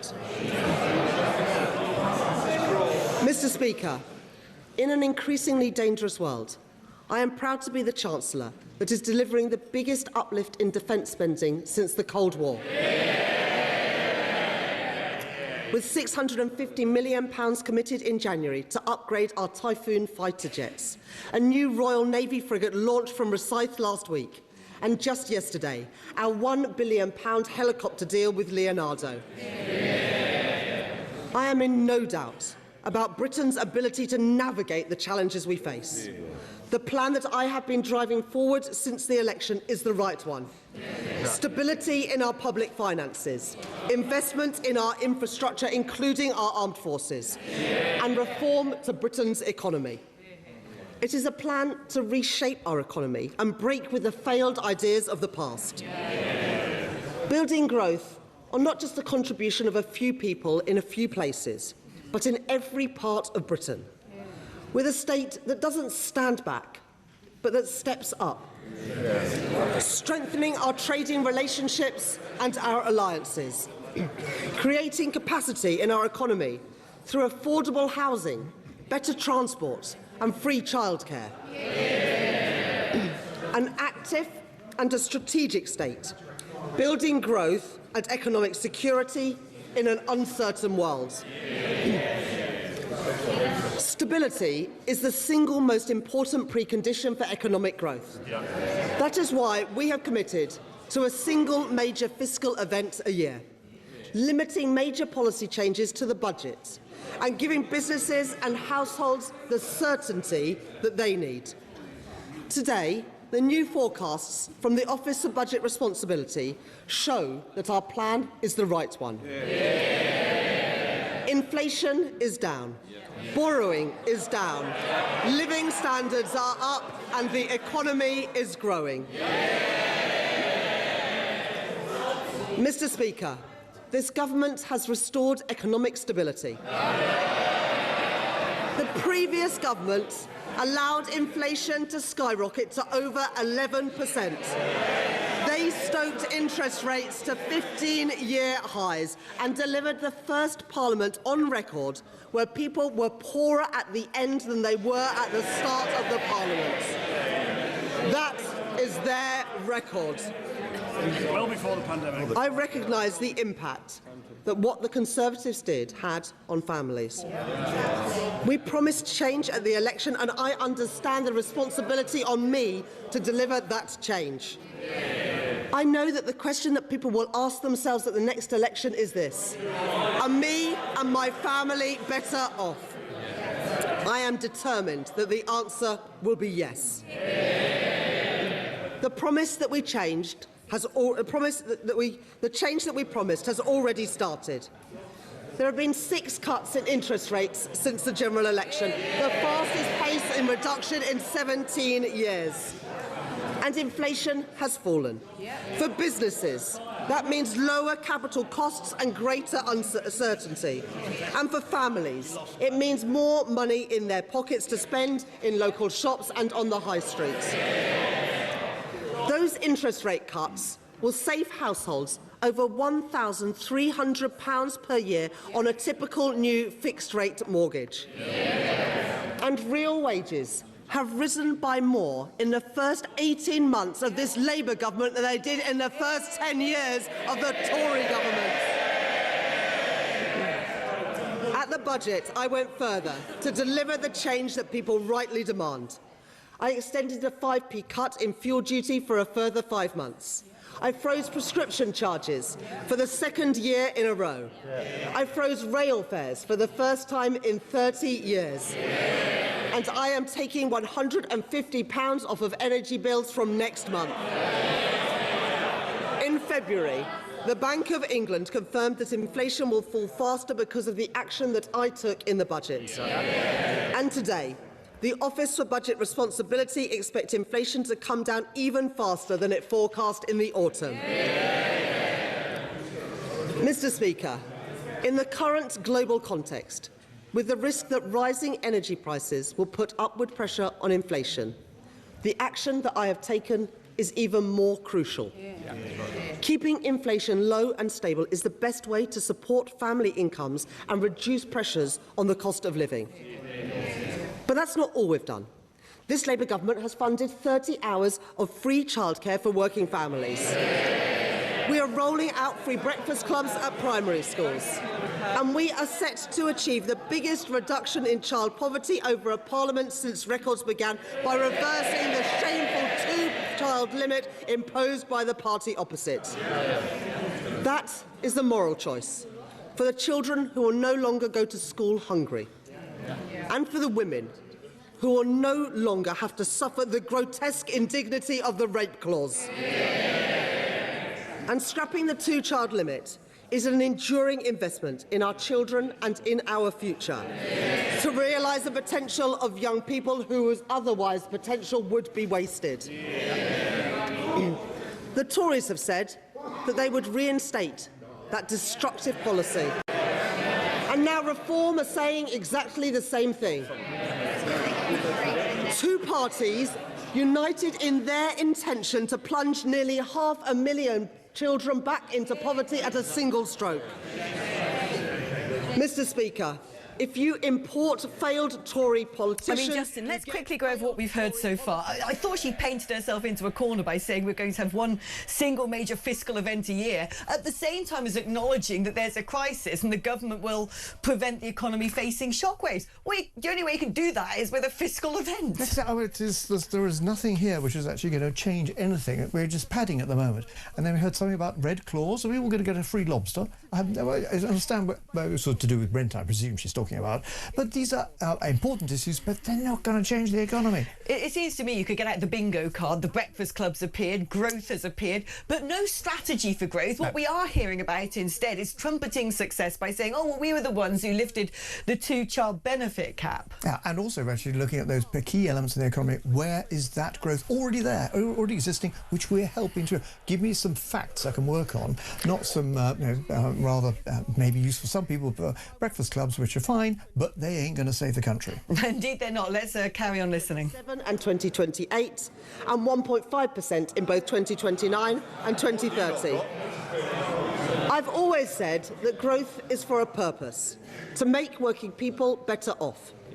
And I can confirm that GDP per person is set to grow more than was expected in the autumn, with growth of 5.6% over the course of this Parliament. That compares to a fall in GDP per capita in the last Parliament. And by the next election, after accounting for inflation, people are forecast to be £1,000 better off per year. Oh, I didn't hear them that time. We promised change, Mr. Speaker, and we are delivering that change. The economy is growing. I mean, what's interesting is she's talking about we've cut interest rates 6 times and our job now is to keep that inflation low, attacking the previous government. But a lot of those things are going to be out of her control if the global context continues to change as it is. I'll just point out, actually, they didn't cut any of the interest rates. The independent Bank of England were doing it. OK, they're influenced by what the Treasury says, but nonetheless, nothing to do with her. So, yeah, actually now I want to be able to see, after what we see happening in the Middle East over the past few days, frankly, telling us in 5 years' time that GDP is going to be better per person is for the birds. We don't know. She said she's brought about economic growth and stability. 0.1%, is it? Yeah, this is going to be probably a rounding error. I mean, it's not. And we've seen that these will get revised every quarter, and they go back. And when they rise, they normally get revised down. It doesn't mean it's disastrous, but I'm afraid you can't sit here and say these are green shoots. Don't start popping the champagne corks yet. No. Let's cross back over. The number of inactive people reached record highs under their government. And over the last decade, apprenticeship starts by young people fell by 40%. This government will not leave an entire generation of young people behind. We are already taking action with additional investment to reform apprenticeships to prioritise young people. And through the £820 million Youth Guarantee, providing young people with employment support and a guaranteed job. And in the coming weeks, I will set out more reforms to undo the Tory legacy of neglect and give young people the support and the opportunity that they deserve. Mr. Speaker, in the face of global uncertainty, we beat the forecasts last year. In the year ahead, the choices that we are making gives me confidence that we will beat them again. And in the year ahead, more of the choices that we have already made will come into effect. Discounts on business energy costs, trade deals with India, the US and the EU, reforms to back our entrepreneurs, investment in our infrastructure, skills funding for further education and more planning reforms. Progress opposed by the Conservatives, opposed by Reform, opposed by the Liberal Democrats and opposed by the Green Party too. Because it is Labour and only Labour that has the right plan for our country. I mean, if I'd say one thing, I'd say bookmark this speech because it seems incredibly tone-deaf, talking a lot about children's future and apprenticeships and the next generation, when frankly we're now plunged into the middle of a screaming mess when it comes to what's going to happen internationally. Well, last week, I suspect, the speech had already been written, and then lo and behold, we suddenly find we've got a Middle Eastern war. So that speech is now put through the shredder, and now someone's come up with an AI speech like this, which is going to be full of glorious, lovely statements. And the governments are going to guarantee jobs. Really? How? Really? How do you do that? And it's, start companies. That's the way you get jobs coming through. If the government start just guaranteeing jobs, just shelling out money to people, companies to go and employ somebody, that's not a good way to run an economy. That's called charitable work, worthy, but in this case, useless. Let's go back. For working people. The choices to take on vested interests and back the builders, not the blockers. The choice to increase public investment and protect our public finances with new fiscal rules. And the choice to give people in all parts of our country the opportunities that they deserve. By reforming the Treasury spending rules in the Green Book to unlock investment in all of our urban, rural and coastal communities. Mr. Speaker, those are the right choices for our country, for security, for stability and growth. Today's forecasts from the Office of Budget Responsibility show that they are starting to pay off. And I am clear-eyed about where the opportunities for the British economy lie in this Parliament and beyond. In my second May's lecture in 2 weeks' time, I will set out 3 major choices that will determine the course of our economy into the future. To go further in strengthening our global relationships, breaking down trade barriers and deepening alliances with our European partners for a more secured and connected economy. To go further in backing innovation and harnessing the power of AI, so that entrepreneurs and innovators thrive here in Britain, and so that working people reap the rewards. And to go further in transforming our economic geography, so that we can build growth on a broad and stable basis, spreading opportunity and unlocking opportunity in every part of Britain. I mean, Justin, we've just seen that the growth forecast has just been downgraded. Excellent, live on air while she's speaking. It seems to me like a very vibesy talk, very left-wing, opportunity, growth, spreading opportunity. I mean, there's nothing of substance in here. Well, when she said 3 choices we have to make, I thought, oh, good, right. Number 1, okay, trade barriers. Number 2, I didn't hear number 2. Number 3, anyone heard? No. So it's not clear. This is a bad speech. It's not clear getting across some simple messages to people. The bit I was interested in, and really at the point of, she's saying new fiscal rules. She's going to change the fiscal rules of how much she can actually going to be able to borrow. So she's going to be borrowing more. And the Treasury's going to have to then come up with another mechanism, say, right, your headroom is now going to be measured in this way or that way. Now, that would be interesting, and maybe that's the way they adjust some of the government debt. Remember, 27% of which is actually owned by the government, to actually say, actually, we can, if not publicly wipe all some of this off, we can actually start reducing our dependence on that and give us allowance to be able to borrow more to invest. I don't want to borrow anymore, but actually, there are going to be times here we're going to have to. But do that without the IMF coming to stomp on you. Well, and without cutting welfare, let's see if she's going to do that. Mr. Speaker, 5 Prime Ministers, 7 Chancellors, 11 plans for growth, and at the end of it all, the only Parliament on record where living standards were worse at the end than they were at the start. And a £22 billion black hole in the public finances. That is their legacy. And make no mistake, the Tory Tribute Act up there, they would do exactly the same thing. They may have changed the colour of their rosettes, but the British people won't forget that they are the exact same people who wrecked our public services and wrecked our public finances in the Tory government. The same people, the same policies and the same... Actually, just looking at this, I expect to see a financial statement giving an idea, actually, what the position's going to be, where the forecast goes. Instead, we're just getting blather coming through, and something which could have been written by a chat GPT type thing, full of the phrases you hear at elections. No, I want some facts here as to what they're going to be doing. I'm not saying GDP is going to be better in 5 years' time. You have no idea what it's going to be like in 5 years' time. We'll have trouble with what it's looking like tomorrow. Well, she's an economist. She's being economic with her facts. Let's see if there are some. Jeopardise our alliances. Well, she shakes her head. I don't know if they've changed their policy, but their policy is to take us out of NATO. So let me be clear. It is Labour and only Labour that can provide social justice, national security and fiscal responsibility. In their forecasts today, the Office of Budget Responsibility show that we are set to reduce borrowing by nearly £18 billion compared to the autumn. This year, we are set to borrow less than the G7 average, something that the Tories never achieved in any year in 14 years. The forecast today shows that public sector net borrowing is set to fall from 4.3% this year to 3.6% next year, then to 2.9%, 2.5% and to 1.8% in 2029-30.